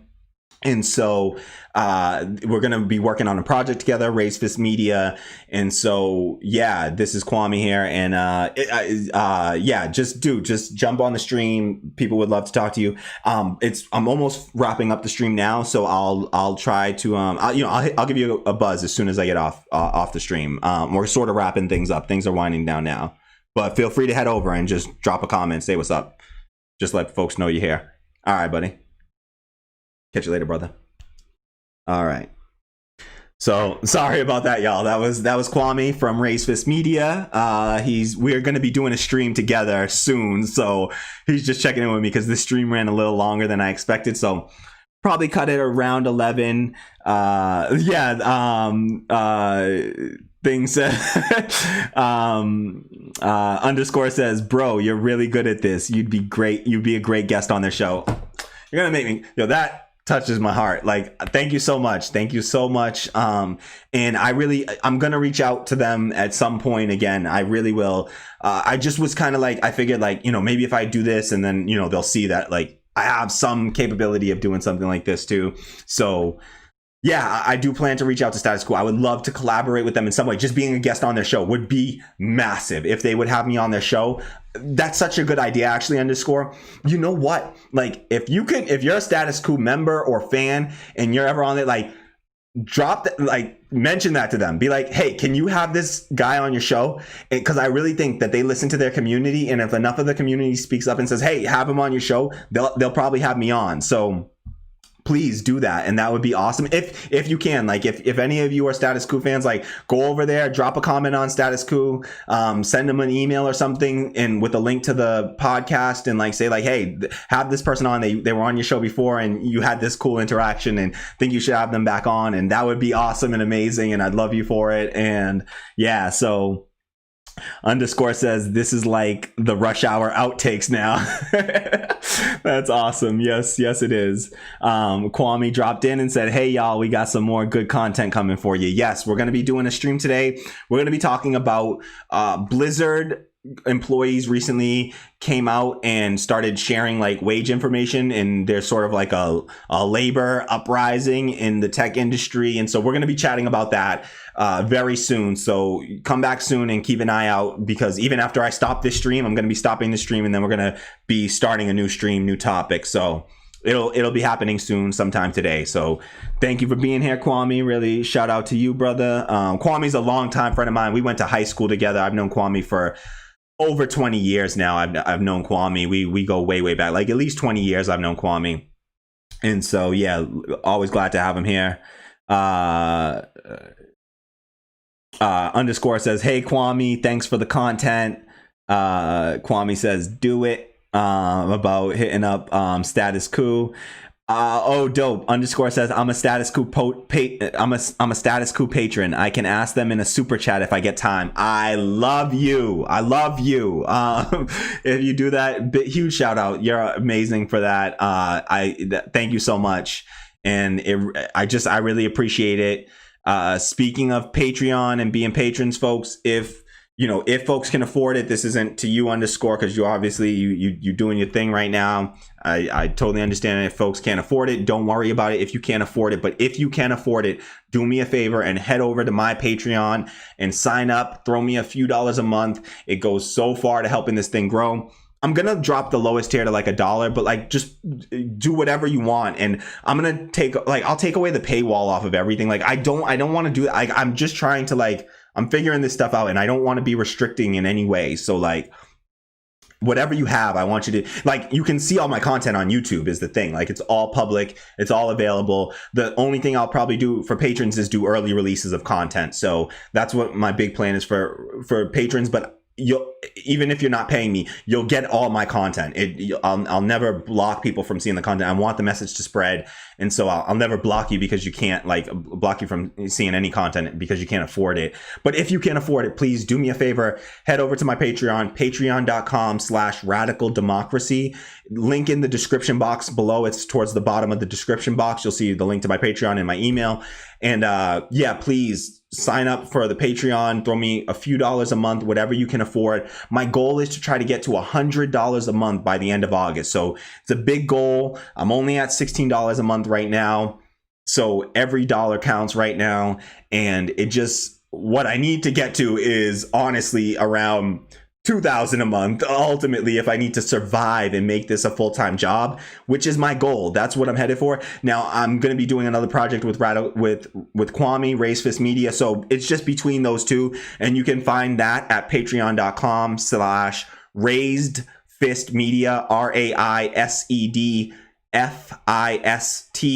Media, MEDIA. So patreon.com/Raised Fist Media. Feel free to throw us a couple of bucks there as well. It really helps. Again, just helps the channels to exist and to grow. So we appreciate you so much, and we'll give shout outs to everyone that signs up through Patreon. You'll get a huge shout out. Huge thank you from us. We appreciate it so much, especially the early support. It means so much and it goes so far. So thank you so much for supporting this early when there's not, all the social proof of it. And, it's not just like some big thing. It makes it your contribution so much more important. So yeah, if you're watching this after the fact, please, do me a favor, check it out, patreon.com/radical democracy, and I'll give you a shout out in another video. If I don't shout you out here, if you sign up after the fact, don't worry about it. I will shout you out. You will get a huge shout out. You will get, I will give you nothing but love. You don't have to sign up under, you can sign up anonymously if you want or anything like that. But like, yeah, I'll give you a shout out or with like a, anonymous name, anything like that. But I'll shout you out. So thank you so much to everyone for showing up and to participating in the chat. We had a ton of engagement today, and that's really, really encouraging for me. And so I love doing these streams, especially with coming with some good news. It is fun to deliver some good news. And this Cori Bush win is a big one. And so I'm really excited by this, especially where it's a come from behind victory like that was just a bit of a surprise, and woke up to some great news.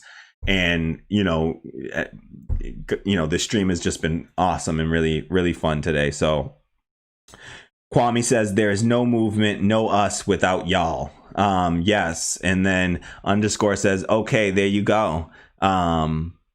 And so let me check here. Wow. Thank you so much to underscore. Thank you so much. Big shout out. We got another new patron, underscore. It's just underscore or no name, AKA no name. Coming to us from Hawaii.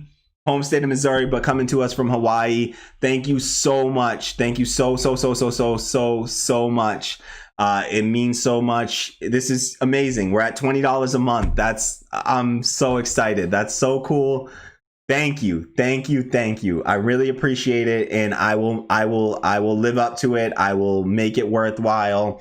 And I promise to keep on giving you content like this. It means so much, and I can't thank you enough. I will never forget these first patrons that are signing up. Like you, this is all because of you that I'm able to do this. So it's what encourages me, honestly, to come back and to keep on doing this content more and more frequently. It's like I know that people are out there and they're supporting, and so I want to do my part to make sure that their support goes that extra mile and that this has some impact. And so, thank you so much. And again, I intend to build out, with Kwame, Raise Fist Media is going to be a democratic workplace. Whatever I do here at Radical Democracy will grow into a democratic workplace.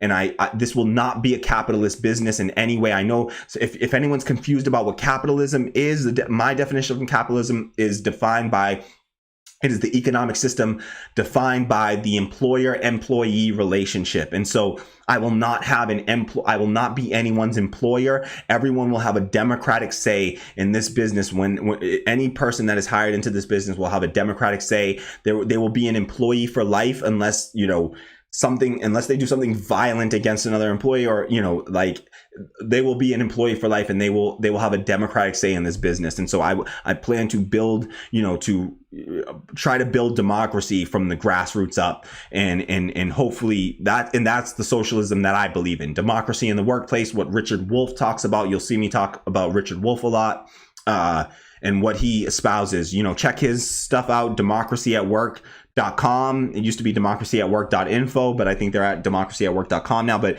definitely at democracyatwork.info for sure. Richard Wolff is amazing. And underscore says thanks, and says you look familiar, which is funny. Ben says, okay, so let me catch up. Okay.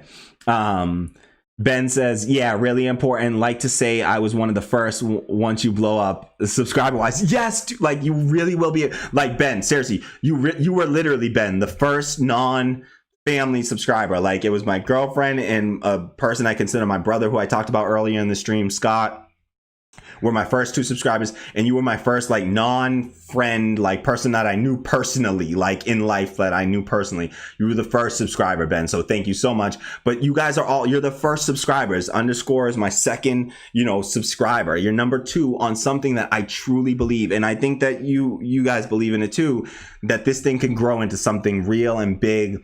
And it will be because of you. You will share in that. So I honestly, I can't thank you enough, and I do owe this to you. And I'm gonna do like something like a credits thing at the end of my videos, and you guys will forever be in the credits section. And like I see folks that do that, and I want to get all that going. I just haven't had the infrastructure yet and the time, and so I'm gonna keep setting that up as I get going, and I'll make sure that I continue to show that gratitude and just continue to produce content that makes it worthwhile and makes the donation worthwhile, because that's what these are, donations that you're giving me, and I take them very seriously, and I really appreciate them. So just thank you so much to Ben, to Underscores. It means a lot. It really does, and I don't even have words to describe. So Underscore says, all right, gonna hit the sack. Totally understandable. Good night, Underscores. Sorry if I didn't catch you before you left, but have a good night. Thank you so much. I just can't thank you enough. Thank you so much for the Patreon subscription, and just for being here and engaging in the chat and checking back on the videos. I love, I read every comment in the videos and love getting back to you and chatting with you. So thank you so much. And thank you for helping this thing to be real and to grow. So I love you guys. Ben says, okay, so Underscore says, all right, gonna hit the sack, keep it going, good work, status quo bound. Yes, I love it. I love that energy. Please, that would be so cool. It would be so cool. I hope so. One of these days it'll happen. Like, to be like on status quo as Radical Democracy, as like this podcast getting there, and just, oh my goodness, I can't even imagine what could happen for the channel if we get there, like what kind of growth we could see through that kind of interaction. So I can't wait, and I hope we make it happen. Underscores, we'll work on this together. Hopefully we get this to happen, and we'll get some more support, and we'll just keep spamming Jordan Sheridan until he has us on. And trust me, wherever I go, I bring the whole community with me. So y'all are right there with me wherever we go. So okay, Underscores wants it said, quick plug, check out New Retro Wave Records. So good plug. Let me just pull that up on here so everyone can see. It's New Retro, sorry, my typing is bad, Wave Records. And I'm a computer scientist. I'm a programmer by profession, and I can't touch type. It's pathetic. I apologize. I'm gonna learn someday. New Retro Wave Records. Is this it here? Is this New Retro Wave? Let me see. I'll like you on Facebook. Are you guys on Facebook? Let me see. Is this, I think this is you on Facebook. New Retro Wave. New Retro Wave is a network dedicated to promoting the best in emerging retro wave scene. Is this right? Underscores, let me know if this is right. I hope so. I will. That's it. Okay, awesome. I'm going to like this page. And yeah, awesome. I will definitely check this out. I have a buddy who's really into like retro wave music. I've gone to like two, like, I forget what they're called. I'll screw it up, but they're like retro wave parties and stuff. I've been to two of them with a buddy of mine, the co-founder of Nimble Notes, actually. He's really into it, so I'll definitely tell him about it, and I think he'll love this. So I'll check this out, folks. If you check this out, go like this Facebook page, New Retro Wave Records. It's at facebook.com/New Retro Wave Official. Definitely check it out, especially if that's the kind of music you're into. I love music, and Kwame is also he used to be a DJ. He's into all kinds of music, so I'm sure he'll love this, and maybe find something he raps to, and like maybe he'll find some stuff he can sample or something like that he's into. So okay, so Underscore says it's not him, he's not on social media. Nice. All right, cool, but I'll check it out though anyhow. So thank you so much for sharing that. I do appreciate that, and I will check it out. And all right, so Ben2K says, welcome to the Patreon family, no name. Awesome. Yes, we are fam out here. This is true. This is camaraderie. I love it. Ben said, Underscore says, thanks, Ben. Ben says, good night, sleep well.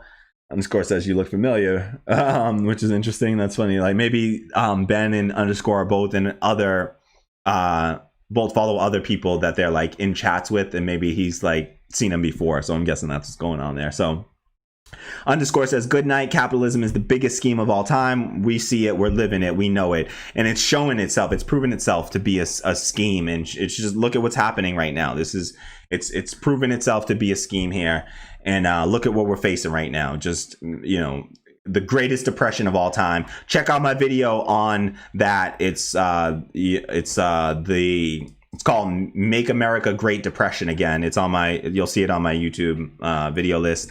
It was just a couple of days ago, and I went through a bunch of economic indicators that really highlight how we are in and, you know, just approaching still the greatest economic depression in U.S. history. And so it's definitely something to be aware of. And it's just a failure of capitalism. So we got to recognize this as such and do what we can to overthrow capitalism. And that means building democratic workplaces from the ground up. You got it, you know, and then we can, you know, hopefully fight to get support within the system to help break that, you know, get some of these politicians to build, you know, local regional banks that can then support the worker cooperatives or create worker cooperative banks. If they won't do it, we'll do it ourselves, you know, do what Mondragon did and build our own banking system eventually that's democratically owned and operated by all of the, you know, people that are all of the workers at all of the companies that participate in with that bank. So keeping it going. All right, we did the plug. Underscore says aloha, which also means bye, so not just hello. So I think he's dipping nice. Thank you so much. Again, I just can't thank you enough, Underscores, for signing up. I really appreciate it, and it means so much. And thank you to everyone who does. And I'll give you the shout out and just, you have my gratitude, my deepest gratitude. Thank you so much. Kwame says, that's the one. Liked and follow. Nice. Kwame says, I found them on YouTube too, I think. Dope. Okay, awesome. And then that's what Underscore said. It's not me. I'm not on social media. Okay, cool. Kwame says, in the words of Austin Walker / Waypoint Radio, fuck capitalism, go home. Yes. Yes, I agree. Fuck capitalism too. It's just all the way through. So here we are. If you know, we're approaching 3 hours on the stream now. So if you have any other comments, please drop them in the comments below. I will read them. I see another one from Kwame here. He says, I hear other friends talking about starting things and talking about co-ops, and I love seeing that spread. Wow, that's dope. I love that. And I support that in any way. Cooperation Jackson is a great model for it. That's in Jackson, Mississippi. They got all kinds of like political power there that they've grown and economic power that they've developed through a worker cooperative movement. And so if you haven't already, check out Cooperation Jackson. They're a really cool, pull them up here. Oh, I want to keep that up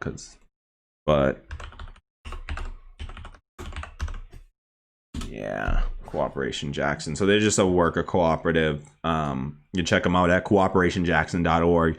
And really see, and it's black, you know, it's run, you know, it started and developed by black folks, and I love it. And it's, you know, it's a real solidarity, you know, movement, and it's beautiful that the multiple businesses, I mean, they've really made a mark already in their community, and it's only growing. So check them out and support them if you can, any way you can. Just, you know, post on social media about them, whatever. Just be aware of them, that these things are going on and they exist and they're there. And it's not, what we're talking about is not like make believe. This stuff exists and we can do this one business at a time, one workplace at a time. We can make change. So yeah, I'm really just thankful for everyone that came to the stream. Let's just, you know, bringing it back to Cori Bush at the end here to wrap it up. I mean, Cori Bush has defeated Laci Clay Jr. in Missouri's 1st district. This was a long time coming. She ran in 2018. She starred in the movie Knock Down the House alongside AOC, Paula Jean Swearingen, and Amy Vilela, all great candidates who also should all be in Congress. Amy Vilela and Paula Jean Swearingen. Paula Jean Swearingen is running for Senate right now in West Virginia, and she won her primary, so she is going to the general to run against a woman who I'm spacing on her name, but I promise you she is not. I don't know if she's Republican, or I'll find out. We'll talk Paula Jean for sure. And yeah, so if you have any other comments, leave a comment. I'll read them out. But I think that we're approaching the end of the stream here. Thank you so much for being here. Thank you so much. If you haven't already, do me a favor, like, subscribe, hit the bell to receive notifications if they're not too annoying. And if you can afford it, head over to my Patreon, patreon.com/radical democracy. Drop a few bucks there, and it goes a long way, helps this channel to continue to exist. And I really appreciate it. I'll give you a shout out, and we'll be forever grateful for it. So thank you so much to everyone that showed up, engaged, just watched. I appreciate it all. I left my email in the description box below as well. Feel free to reach out to me for any reason, and I will get back to you as soon as I can. If What Up America, if you're watching this after, What Up America isn't here, but What Up America sent me some possible logos for the channel, and I want to show those, but I need to scan them in and then pull them up and stuff. And so I'm gonna do it soon on one of these streams. I just gotta get it pulled up and stuff. He actually sent it to me as a digital thing. So I think I can I should be able to pull it up, and when we have another stream where there's enough people, or I'll do a shorter one, or maybe just do a quick clip of a video so that a bunch of people can see it. And I'm still figuring out how to do it, and just kind of vote on it, which ones do we, which one do we like, and do it as a community and do it democratically, because I want to build democracy in this thing. And so, I want to hear voices from the community. So Ben2K says, thanks for streaming. Have a nice day. See you next time. Thank you so much, Ben. Thanks for being here. Thanks to everyone for being here. We're going to shut down now. But again, I'll be streaming again pretty soon.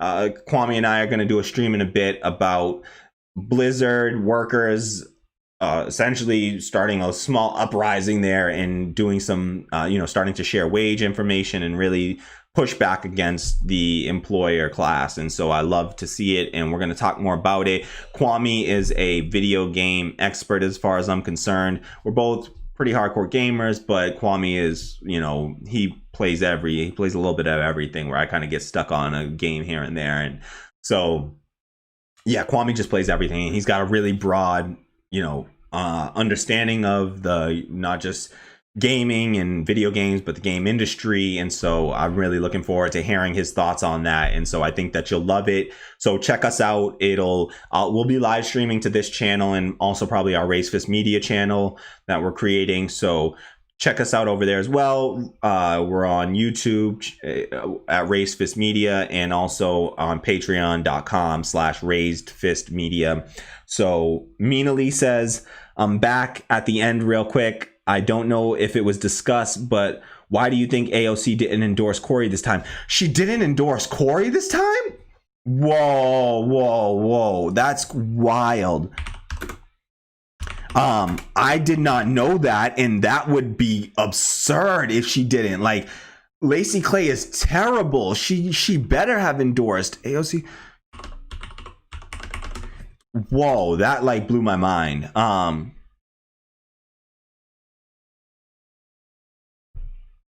Whoa. I think, wow, that really happened? What? Oh my God. This is what's wrong with becoming a part of the, see, this is discouraging to people. This is part of that political establishment shit where I cannot believe that.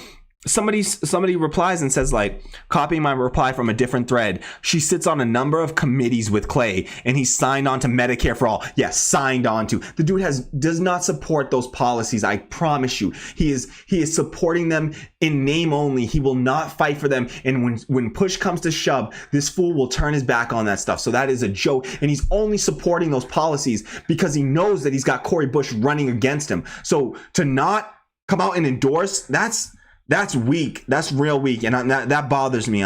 That's upsetting. I wish that was a letdown by AOC. AOC didn't endorse Cori Bush, which is wild. Because she sits on committees with her opponent, who's a corporatist. That's wild. That's so weak.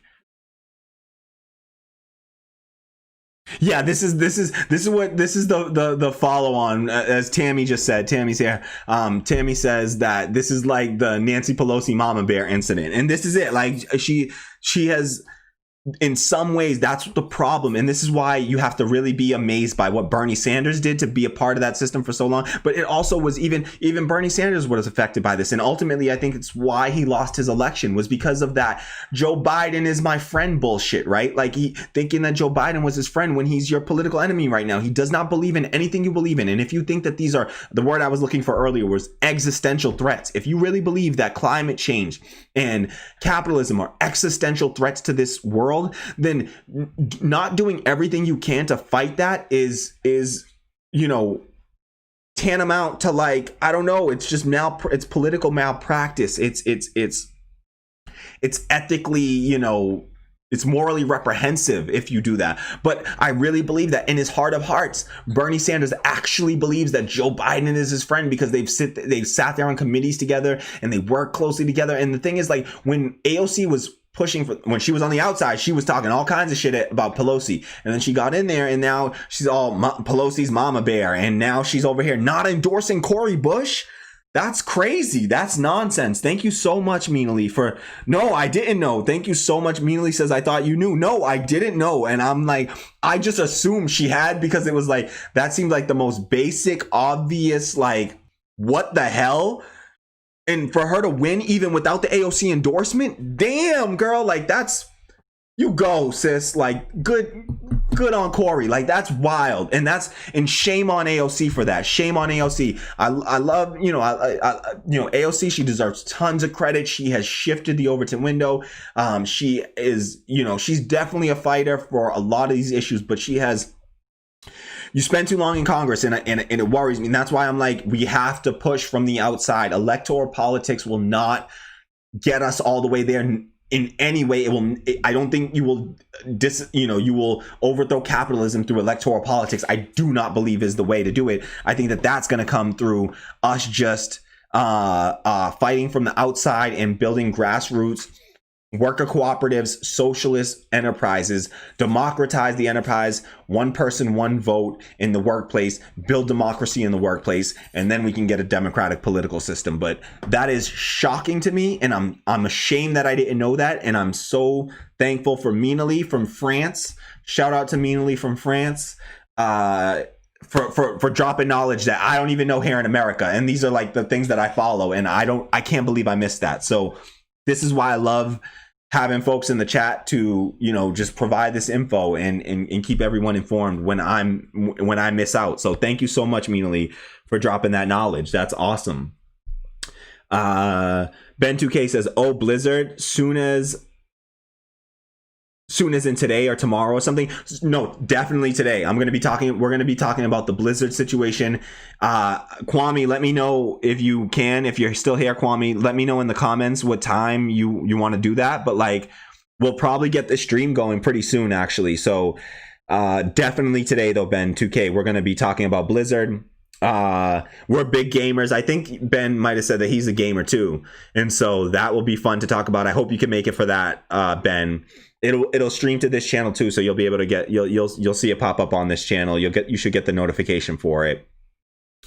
Yeah, Ben 2K is just as surprised as me. He says, "Oh, she didn't even know that." Yep. Yeah, same. Yeah, I think that's shocking. That's shocking. If you know these two, it is. Minali says you're welcome. Thank you so much, Minali. That is a great piece of info that we have to like it. It's definitely something to consider. Like, we have to be, these folks that get into Congress, they got to be careful and not ease up. Having Cori Bush in Congress is so much more important than this dude nominally supporting these things. Just like Kamala Harris supported Medicare for All, right? So Kamala Harris, she was a co-sponsor for Medicare for All. Never forget that. Kamala Harris co-sponsored Medicare for All and then turned around and shat upon it as soon as she got the chance. As soon as corporate donors said, "Oh, whoa, what are you saying? You would like to abolish insurance companies?" She said in a debate once, and literally the next day she was out there saying, "Oh, no, they misunderstood me." And one time they asked, would you like to abolish insurance companies, and raise a hand, show of hands. And she raised her hand, and she came out and was like, oh, I misunderstood the question. You didn't misunderstand no damn question. That question was clear as day. These people will turn their backs on these bills that they co-sponsor in a heartbeat as soon as the election year is over. And let me tell you, this bill isn't getting passed in an election year, okay? This isn't getting passed right now, okay? Medicare for All isn't going to pass right now. It's going to only pass when the Democrats are in power. And I assure you, once they're in power and they're comfortable and they're not worried about facing a left-wing challenger, and there's only so much Cori Bush can do. If she didn't win this time, I don't know if Cori Bush runs again in 2 years. She's already given us so damn much, So like, it can't be expected of her to run again. So like, that was really, that bugs me that AOC didn't endorse. Thank you so much for noting that. Saeed Abdur-Rahman says, and I deeply apologize if I mispronounce that. My name's Kamalian, and my name will often be mispronounced, and so I know how it can be. I apologize, Saeed, if I'm mispronouncing, but Saeed Abdur-Rahman says, AOC didn't want the race to be about her.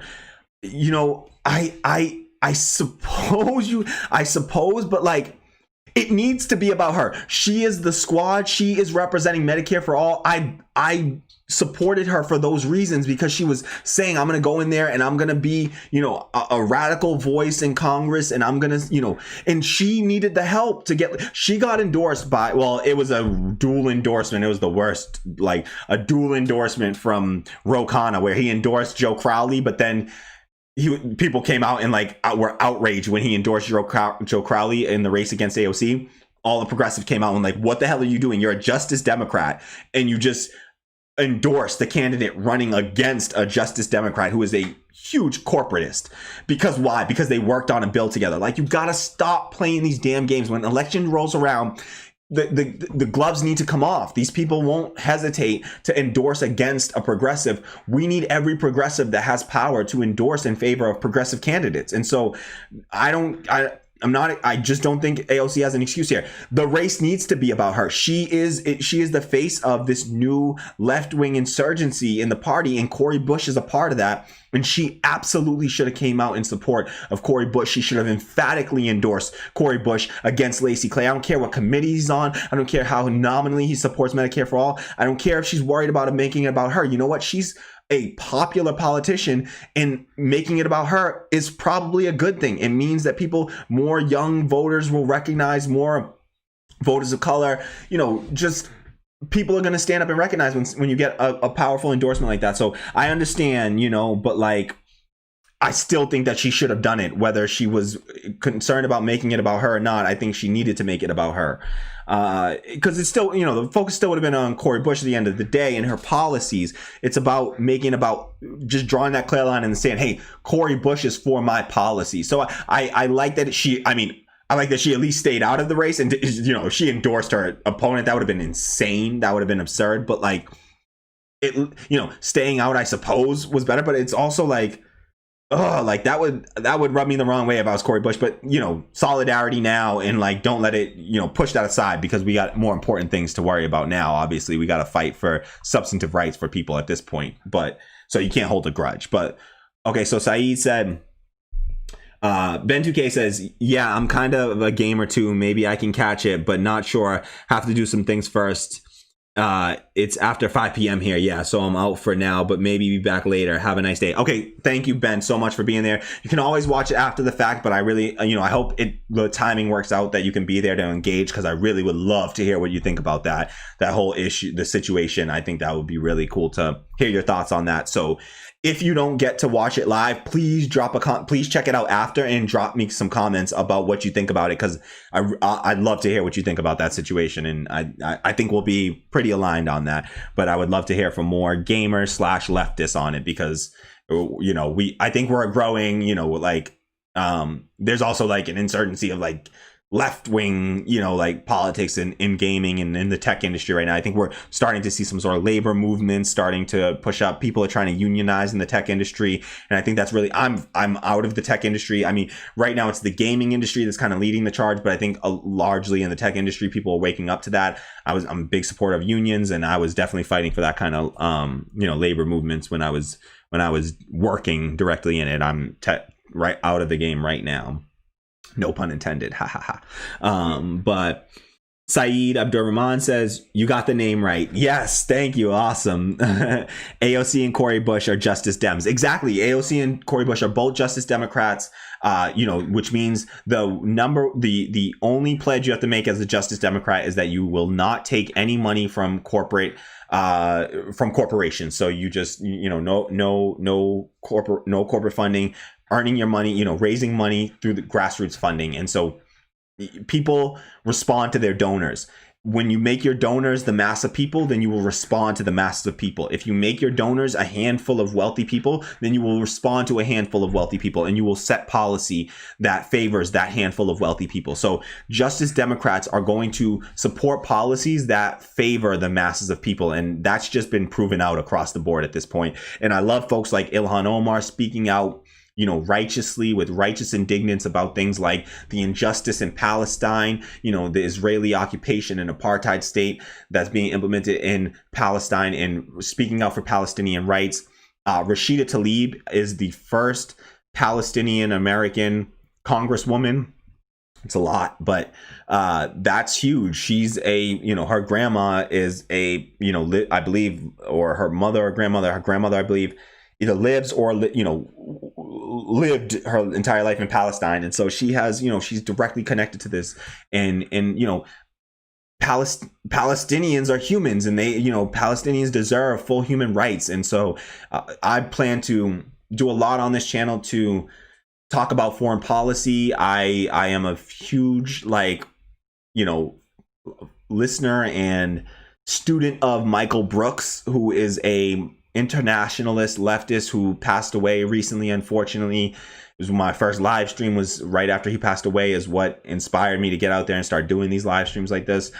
And so yeah, I believe in carrying that mantle forward, carrying that torch forward, because we lost his voice and we need more voices carrying that internationalist perspective forward. And so that's my goal. That's what I plan to do. And so I hope to bring more internationalist politics into the conversation, and just eventually, once we grow big enough, I want to do deep dives on stuff. And he did these illicit histories that were so dope, and I hope they keep them going. He taught me about my own country, Jamaica.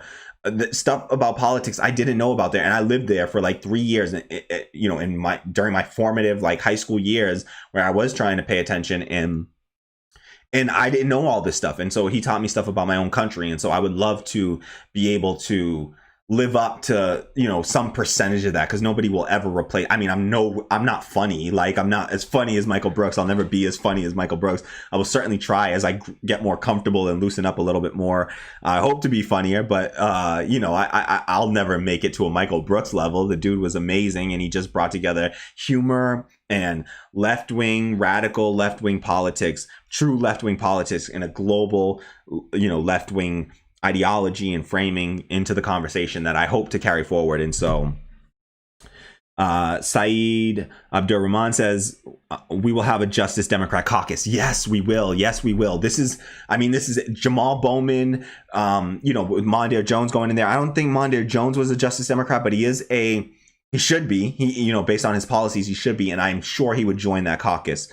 So I got to check out Mondaire Jones to see if he was backed by any sort of corporate backing. I don't think he was. He's definitely a left-wing candidate. I doubt any corporations are backing a candidate with policies like that. So Mondaire Jones, Jamal Bowman, Cori Bush going in. We could possibly get Paula Jean Swearingen in the general. I wish Charles Booker had gone through. That would have been amazing. But we will absolutely. And we got Rokana, Pramila Jayapal, Ilhan Omar, Rashida Tlaib, Ayanna Pressley, who I voted for. Ayanna Pressley is in my district. Let me tell you, I will warn you, Ayanna Pressley is the weakest of all Justice Democrats. She is the least progressive of all Justice Democrats. I could pull up a video of Ayanna Pressley a couple of years before she got elected, talking about how Medicare for all is a dream, and we need to stop talking about, fantasies are fantasies, and she's just she goes where the wind blows her, and the wind was blowing in a progressive direction. Sure, I'll take it, but just take Ayanna Pressley with a grain of salt.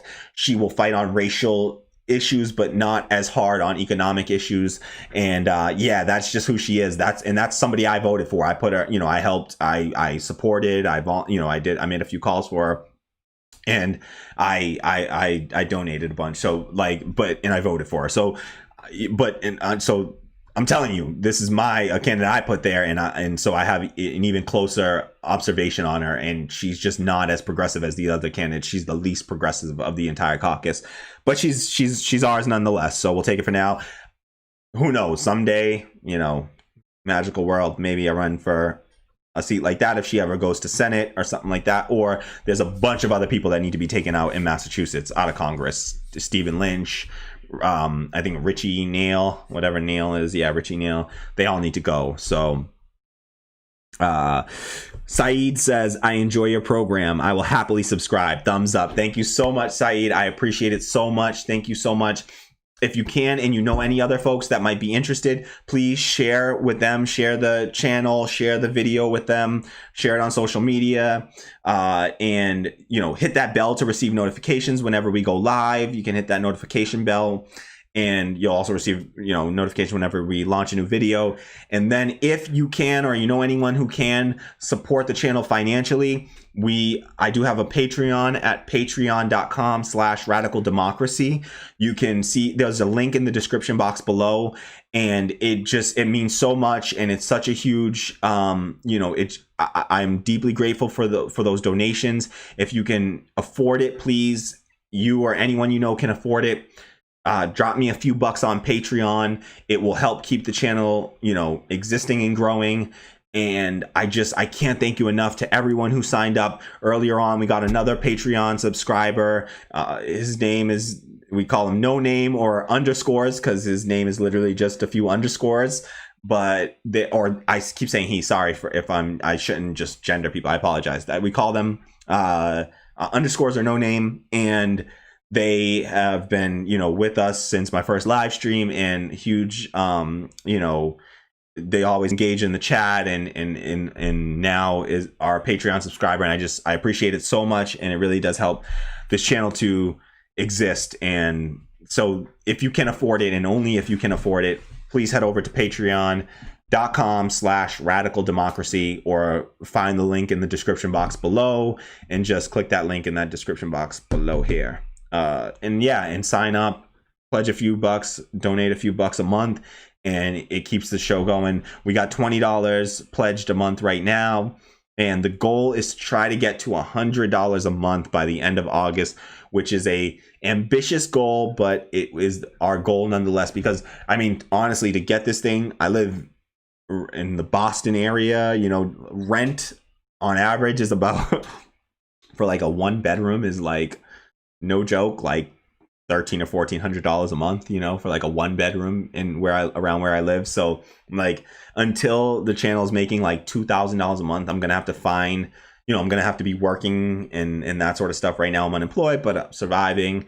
And so, but that will run out when all this pandemic unemployment assistance runs out. And so this is what we could do with a universal basic income, and it would actually allow people to do things like this and not have to, rely on that, and to just be able to just survive and have basic subsistence. And then it wouldn't be so necessary. But unfortunately, that's not the system we live under. And so I have to sit here and ask you to, give some of the little that you probably have. And I wish it were different, and I wish I didn't have to ask you for that money, but I do, just to keep this thing going. So if you can afford it, please do so. And it means a lot. Cost of like a cup of coffee a month pretty much, goes a really long way. And thank you so much to everyone for being here, and just for keeping this stream going and engaging. And that was really fun. And like, we learned a lot over the course of this stream. I think, I learned some during the course of this stream already. Hope everyone else did. If anyone else has any other comments, please leave them in the comments, in the chat, and I'll read them out before we go here. But I think we're wrapping up here now, so feel free to pop out of this stream, no worries, but stick around for a few more if you want to see, or just drop a comment. Otherwise, we're going to wrap things up now. And again, if you haven't already, please hit the like button and subscribe to the channel, and just come back and engage and talk. And it's what keeps this thing going and really makes it enjoyable. We had comments from UK, France, Germany, and US today, maybe some other places, but it was really, really just to get that international sort of solidarity feels awesome, and it's what I built this channel for. And so thank you for coming, thank you for being here. And I'll be streaming again later. Like I said, I'm going to be streaming with Kwame on Raise Fist Media, and we're going to be streaming to this channel as well. So you'll see me again soon. Different topic, but I hope you'll come back for that one. Thank you so much to everyone that's here. I see someone just popped in again. If you're just popping in, please do me a favor and like, subscribe. Just hit that like button, smash that like button. I want to see more likes on this stream. I see 60 people viewed it, and only, there we go. Nice. Thank you so much. Thank you. Appreciate it. So smash that like button and subscribe, and I will hopefully see you all very soon. All right. I think we're going to cut it here. Any more comments? I'll give it a second because we got a bit of a delay. Drop any last comments or we'll end the stream here, folks. Okay. All right. I think that's it. Thank you so much to Saeed and Aminali, some of our new commenters. Oh, also Carlos Jeffers, also new commenter. Thank you so much to everyone that, oh, we had one other new commenter too.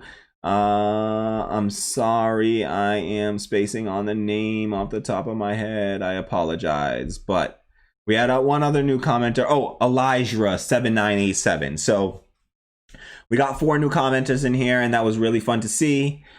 Minali says, hope your channel does well. See you soon. Thank you so much, Minali. I can't wait to see you soon. Can't wait to get more of that French perspective. And thank you so much for being here and for commenting and for giving us that great bit of information at the end there about AOC not endorsing Cori Bush. That was really like wild to me. So really cool. Thank you so much. And thank you to everyone that liked, subscribed, signed up for the Patreon. You all are why this channel is going and growing. And so I can't thank you enough. I love you all, and I hope to see you all back here soon. All right, I'm going to shut up because I need to, and I'm going to go now, right? I think so. I'll give it a few more seconds. I see 60 playbacks. Great. We got 60 views in here over the course of the stream. That's a really good one. Thank you so much to everyone that was here. I'm just going to let it wind down a little bit here. Any last comments? And then we will go. And you can always just, again, comment, leave a comment below, you know, leave comments. Even if you're not here in the live chat, just leave a comment. I look at every single comment, and I try to respond to everyone that is respondable to. And so, yeah, just leave me comments. I love hearing your thoughts, love hearing your feedback, any thoughts, feedback, anything. Comment, drop me an email. Email is in the description box below. Patreon.com/radicaldemocracy. Link in the description below. Looking forward to seeing you all soon. Thank you so much for being here. Peace.